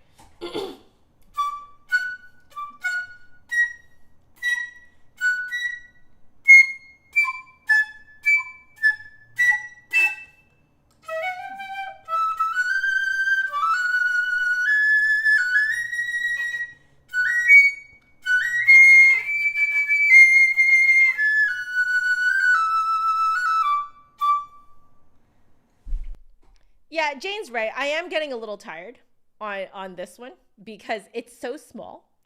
It is like playing a piccolo. And I tend to get pretty tired on a piccolo. But feeling good. I do want to try the Genshin main theme.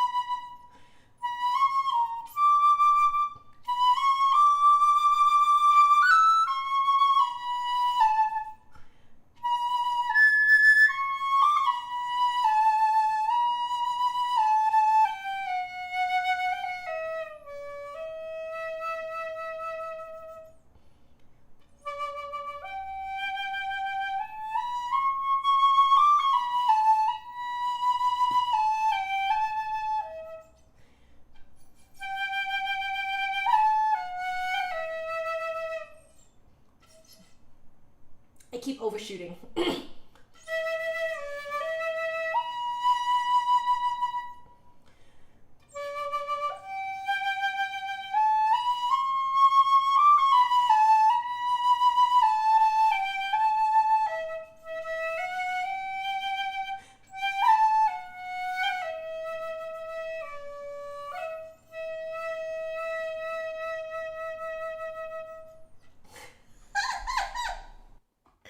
Hi, love. Everyone say hi to my hubs, John, in the chat. Passion Fruits. Okay, to end off this stream, I really want to go back to the G flute. I don't know, guys. I think this one's my favorite. Personally, I think this one's my favorite.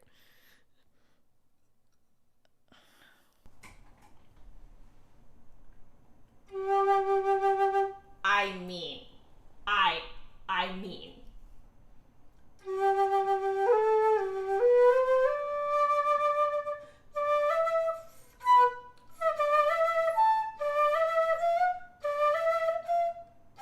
Oh, right. This one's further away.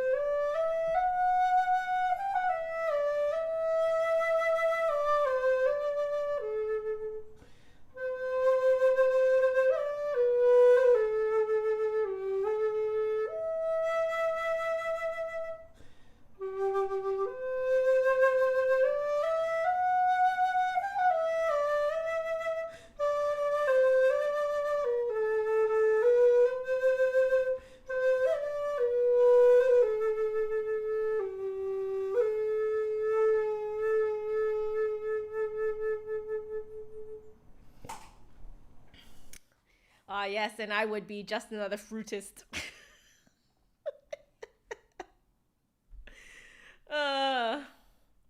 Man, I'm so salty that I made a mistake in the middle there. I feel like I could have like posted that as a really nice video. Are you guys good if I do it one more time to see if I can get it like a nice clean take? And then maybe I can like post that as a really nice video. Yeah? What do you guys think? Here. I'm even gonna record it. All right, we're gonna try this.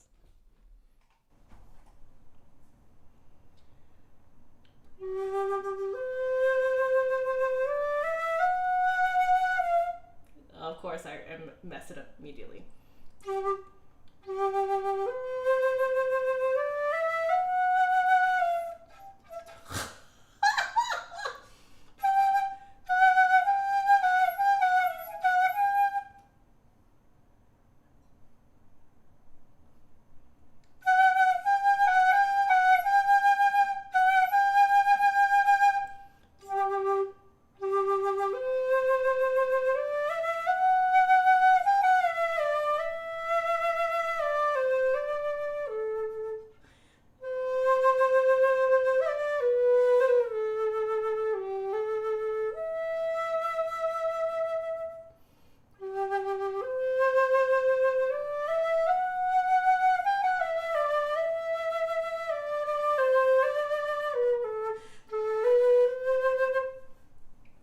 Mistake again. I pressed record. You guys can see what happens when I press record.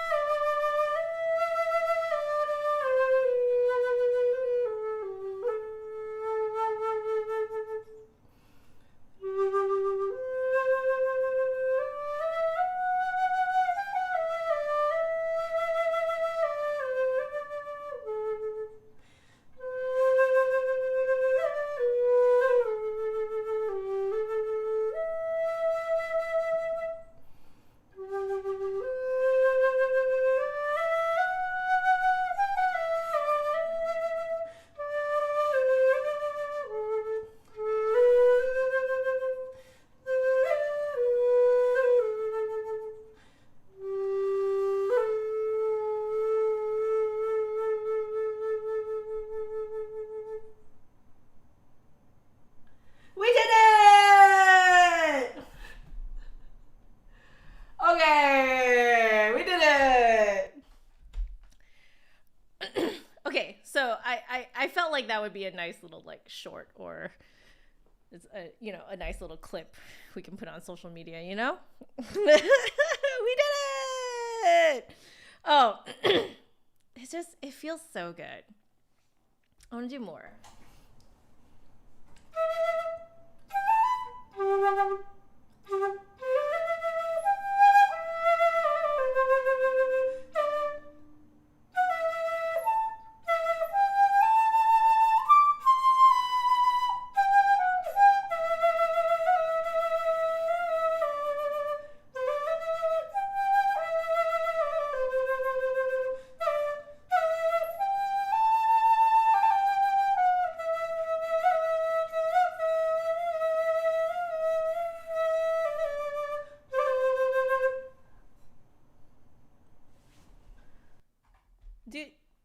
Do you think that it was actually supposed to be like not played on a D flute? I don't know. That sounds pretty good. I think it's in the wrong key, but it sounds pretty good.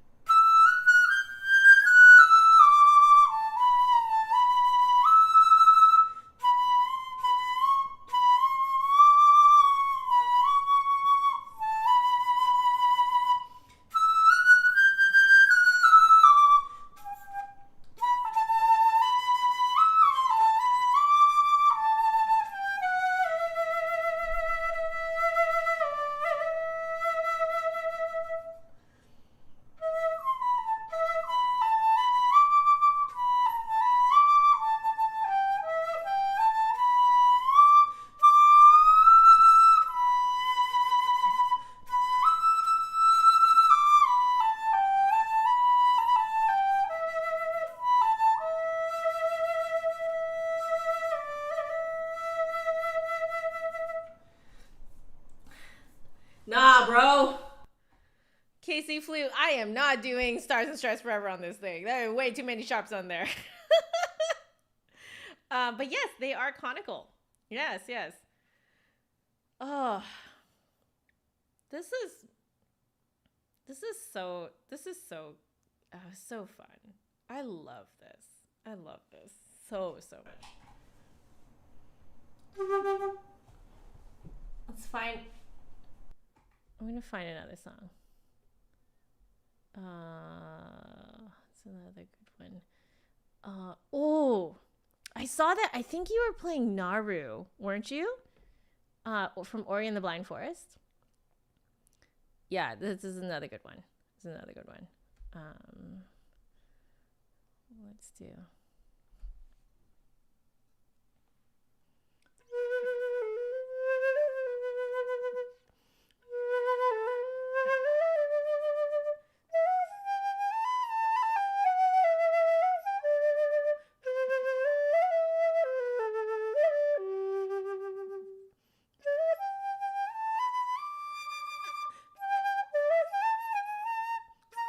Oh God. Oh, wrong microphone.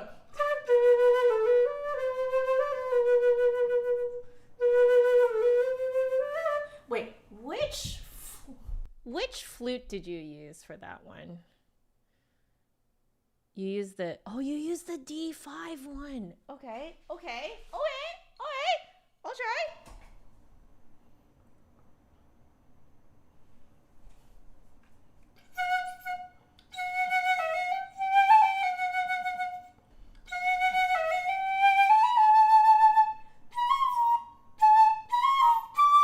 Where are the holes?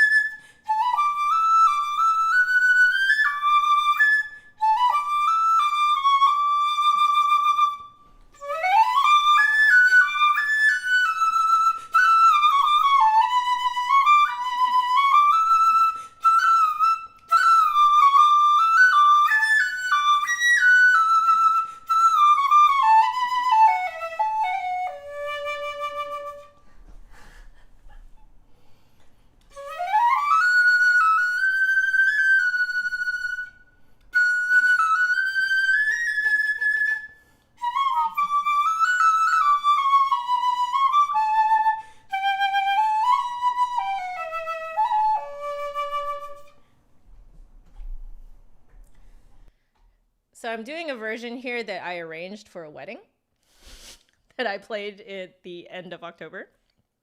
It was a student's wedding.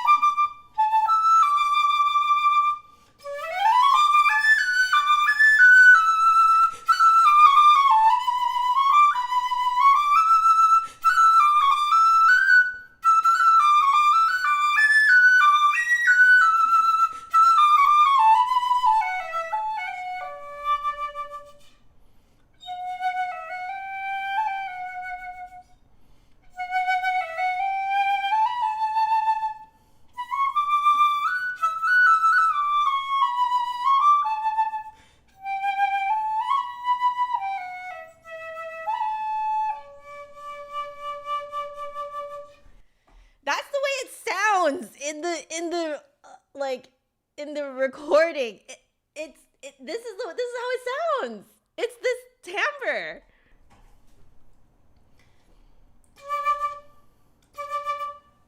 Okay, so if we were to do, let's see.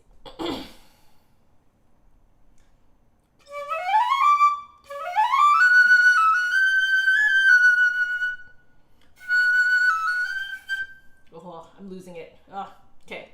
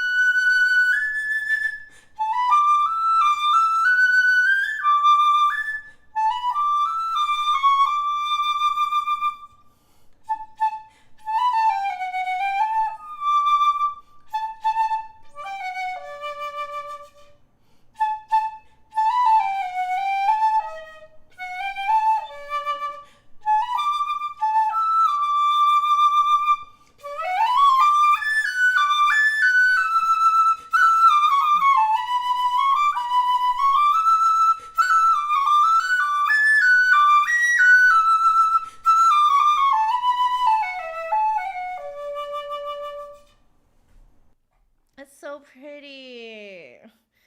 That last part especially just sounds so right on this.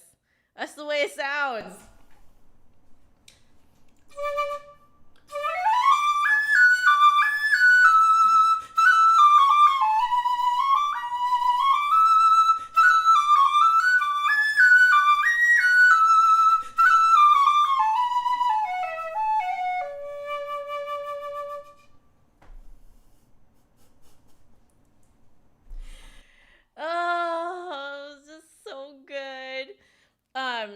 For those of you who were not there when I came back to do a random stream after I did the wedding that I arranged this for, right at this part, I decided on just in the moment that was going to be the moment that they do the recessional. So right at the moment when, you know, they're announced Mr. and Mrs. blah, blah, blah, blah, you know, and then everyone goes, ah. So like right at that point, right when they start to walk down the aisle as a married couple.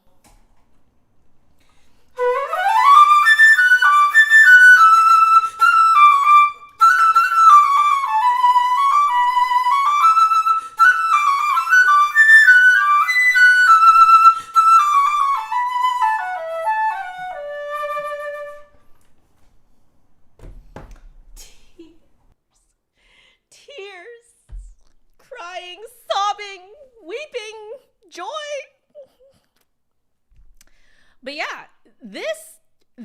sounds like the original instrument. Absolutely. Like, that's how it sounds. I'm sorry, I have to do it again.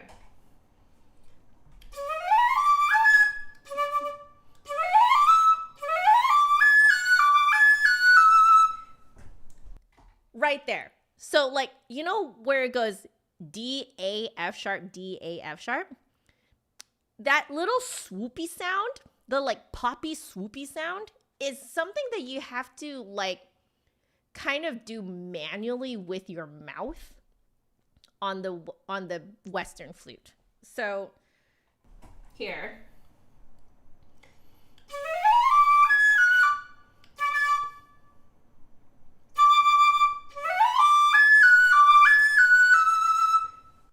Do you hear the pop on the A?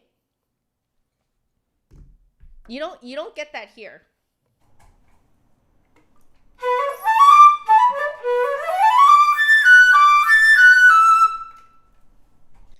You get a swoop, but you don't get the little it's a little pop, you know?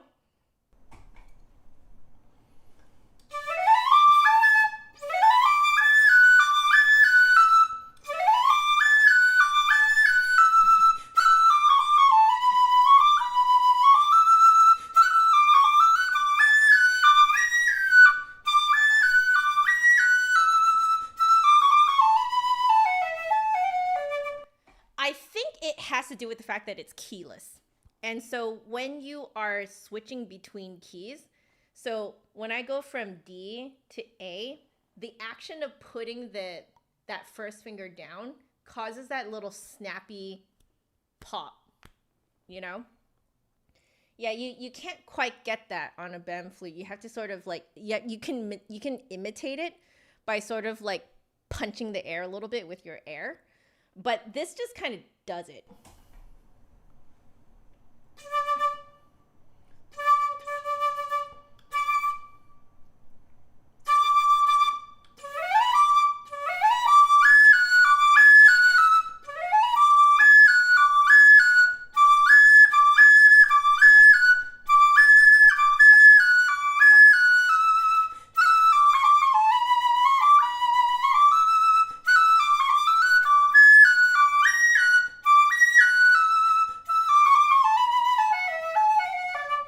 And of course, I'm overthinking it now, so I'm getting that like straight up like little glitchy sound now. But I'm also getting tired, so I should probably stop now. But yeah, people crying, babies thrown in the air. Oh, it was a great time though, guys. It was a great time. I so enjoyed playing this at a wedding. It was beautiful. But anyway, I'm tired now. I've been playing for a really long time. So yeah, I can feel it. I'm tired. So we're going to call it there. Once again, thank you so much. Let me put this here so y'all can admire them in the second camera. But yeah, once again, huge thank you to Ethan for sending these beautiful flutes to me, gifting them to me all the way from Australia. They made it in the box perfectly intact. Yes, the box got dented quite a bit in transit. But the flutes are perfect, as you can see. And you guys can see from the promo video how well it was packed. It was impressive. I do want to ask you, did you hand cut all of these little magazine shreds? Because they look not hand cut, but they look hand shredded, like ripped. Ethan, did you actually here's another one. Like, did you actually hand like shred these to make this? Like, it's great. It has filled up every inch of that box. So like these flutes did not move around in there, even though they were tossed to high heaven in transit. Your wife and you did. You need a paper shredder. Guys, I could tell. When I opened it up, I was like, no freaking way. You guys did this by hand. So you and your wife, well, thank you to your wife as well for helping. Like the bubble wrapping was insane. I don't know if you guys saw in the promo video, okay? But each flute was bubble wrapped inside of the case. And then the case was bubble wrapped as well. It's great. Like whoever's delivering this would absolutely have to like drop kick it with the intention of breaking the box in order to break these flutes. Like the box came to me fairly beaten up. Like the outside was pretty dented. But the flutes survived. Fantastic. So anyway, huge thanks to Ethan for making these flutes. Also, thank you to your wife for helping pack these flutes. Thank you so much. And congratulations on an amazing business. Guys, get your clay flutes. These are really good flutes. They are tuned very, very well. It is not like those random souvenir flutes that you'll pick up at random touristy places. Those ones I have made it work, to the surprise of the of the sellers. But they're not actually meant to be played seriously. These flutes are meant to be played seriously. And I am extremely impressed with them, and I cannot wait to see what else you come out with, Ethan. I think it'll be very interesting to see what sort of custom orders you end up getting, and just kind of tracking what are some patterns that you're seeing and requests being made. Just as from a reviewer to a business owner, I just wanted to mention that might be something you want to look out for, to see, track patterns and see what people tend to request and stuff like that, because it might give you a better idea of where you want to go. So I think as a flute maker, it's very important to keep in mind that you are the artist, you are the creator, you are the flute smith, all right? So yes, take into account people's requests, but you are the one who knows what they're doing. So go forth and experiment, make new things, and wow us. I am so excited to see whatever you come up with next. Whenever you do come up with something new and you've honed it, and you have it's kind of like what you did here. You took your time honing it and crafting it and really getting it up to the level that you want to sell it. When you get to that point, hit me up again. I will be very, very happy to do another review. It will be amazing. So wonderful. Let's see. So the next thing you're working on, which is very close to release, is tuning slide piccolo. Yes, please send them to me. Yes, please. I want to play a tuning slide piccolo that is not a toy. That's so cool. So sometimes certain people with different embouchures have trouble tuning the smallest flutes. So you're making tuning slide versions to solve that. That's so cool. Oh my gosh. Please send that to me when you're done. I'd be very, very excited to look at it. That's so cool. Okay. Yeah, 100% handmade, even the wrapper. Exactly. So the same sorts of slides as Bem and... Oh! Are you talking about but are you talking about essentially two pieces? You're working on like you can take off the head joint. Is that what you're working on? Oh, so it's not the slideys. Okay, never mind. Never mind on that. But are you working, like, essentially, is it like a head joint that you can take off? Yes? Oh, that's so cool. Because then, you know what that would also, like, what's the word?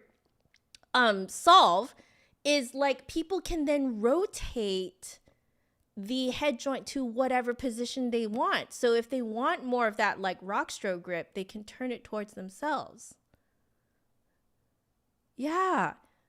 Oh, that's so cool. Okay, so it's not like a glissando head joint. It is not. It is not. X on that. X on that. Sorry about that, guys. Sorry to hype that up. No, it's not. It's not a glissando slidey head joint thing. No, it's a removable head joint. Yes, exactly. Looking into making it possible to order multiple heads. That would be so cool. That's awesome. That's perfect. Yeah, so normal tuning, like you can push it in and pull it out.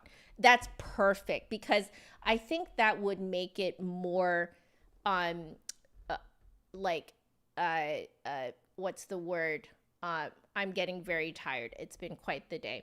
But it will suit more locations, temperatures, weathers, etc. And so, yeah, being able to push in and out the head joint will make it a lot easier to kind of have an even more global audience, I think. A more global customer base. Yeah, I think that'll make it so easy as well. Like, let's say that you're a session player, that you're a session recorder. So that'll make it just so easy for you to tune, you know? Oh, that'd be so cool. Please, when you are done that, please send me some. Please, I would be so happy to review it. Yeah. Imagine a clay head joint on a modern metal Western flute. Well, I'll leave that up to Ethan. I'll leave that up to Ethan. See if you'd be interested in making something like that. Okay, I'm going to excuse myself now. I had so much fun doing this. This was so fun. This was so relaxing. And just, I loved being just such a nerd about this. I'm just going to leave these out to dry now. Let them do their thing before I put them away. But let's see. So current time frame for the removable head joint is first pre-made piccolo flutes available in 3 months, and a little before that, custom orders for them will be open. Woo! So there is you guys can see what is currently in the store right now by going to the website, which I've pinned in the chat, and also it's in the video description below. So you guys can go check out what Flutesy has. I do highly recommend these. These are really, really fantastic. But yeah, there's more to come. So stay tuned with Passion Flute to see what else he comes out with. This is super, super exciting. So lovely. I think you're making the absolute right, smart choice to look into that removable head joint.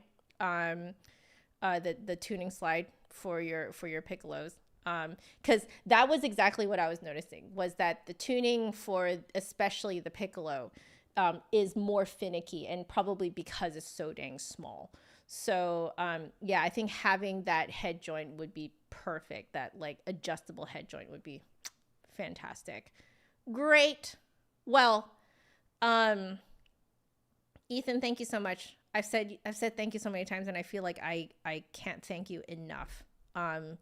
Thank you for contacting me that first time in 2022, for telling me about this, for like following through with your dream and creating this. I think you are creating, you're a video game composer yourself, so you know, but I think you are truly creating you know, flutes that have you know, a very, you know, it's a very needed hole to, in like gap in the market to fill. And because you're not only reaching out to, you know, beginners, people who don't have the funds to get a full concert flute, you know, you are also reaching out to professional players too. Like the build quality of your flutes are really fantastic for both beginners and professionals. So I am extremely impressed. I knew that you were going to just blow me away. And guys, I'm not saying this just to say this. I really am very blown away by this. I don't know if you guys can tell with just how much fun I was having playing these flutes. So yeah, good job, man. Keep going. Keep doing your thing. We support you and we all believe in you. And I'm so happy that you went through with it. Like went through with this. Just so good. Also, guys, I'm not sure if you noticed this, but did you notice the offset G? Have you guys noticed that? Did you guys notice that at all? You guys notice the offset G? What a great, great little touch, right? It's that mix of the traditional with the modern is beauty.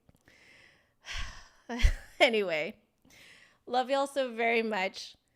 Please stay tuned, you know, in the coming year for more updates on these clay flutes. But yeah, I will see you guys later this week in the form of a video. This is a really fun video coming out. It's a video that I've been wanting to make for a while, and the Flute Center finally was like, here, have some money. We'll sponsor you.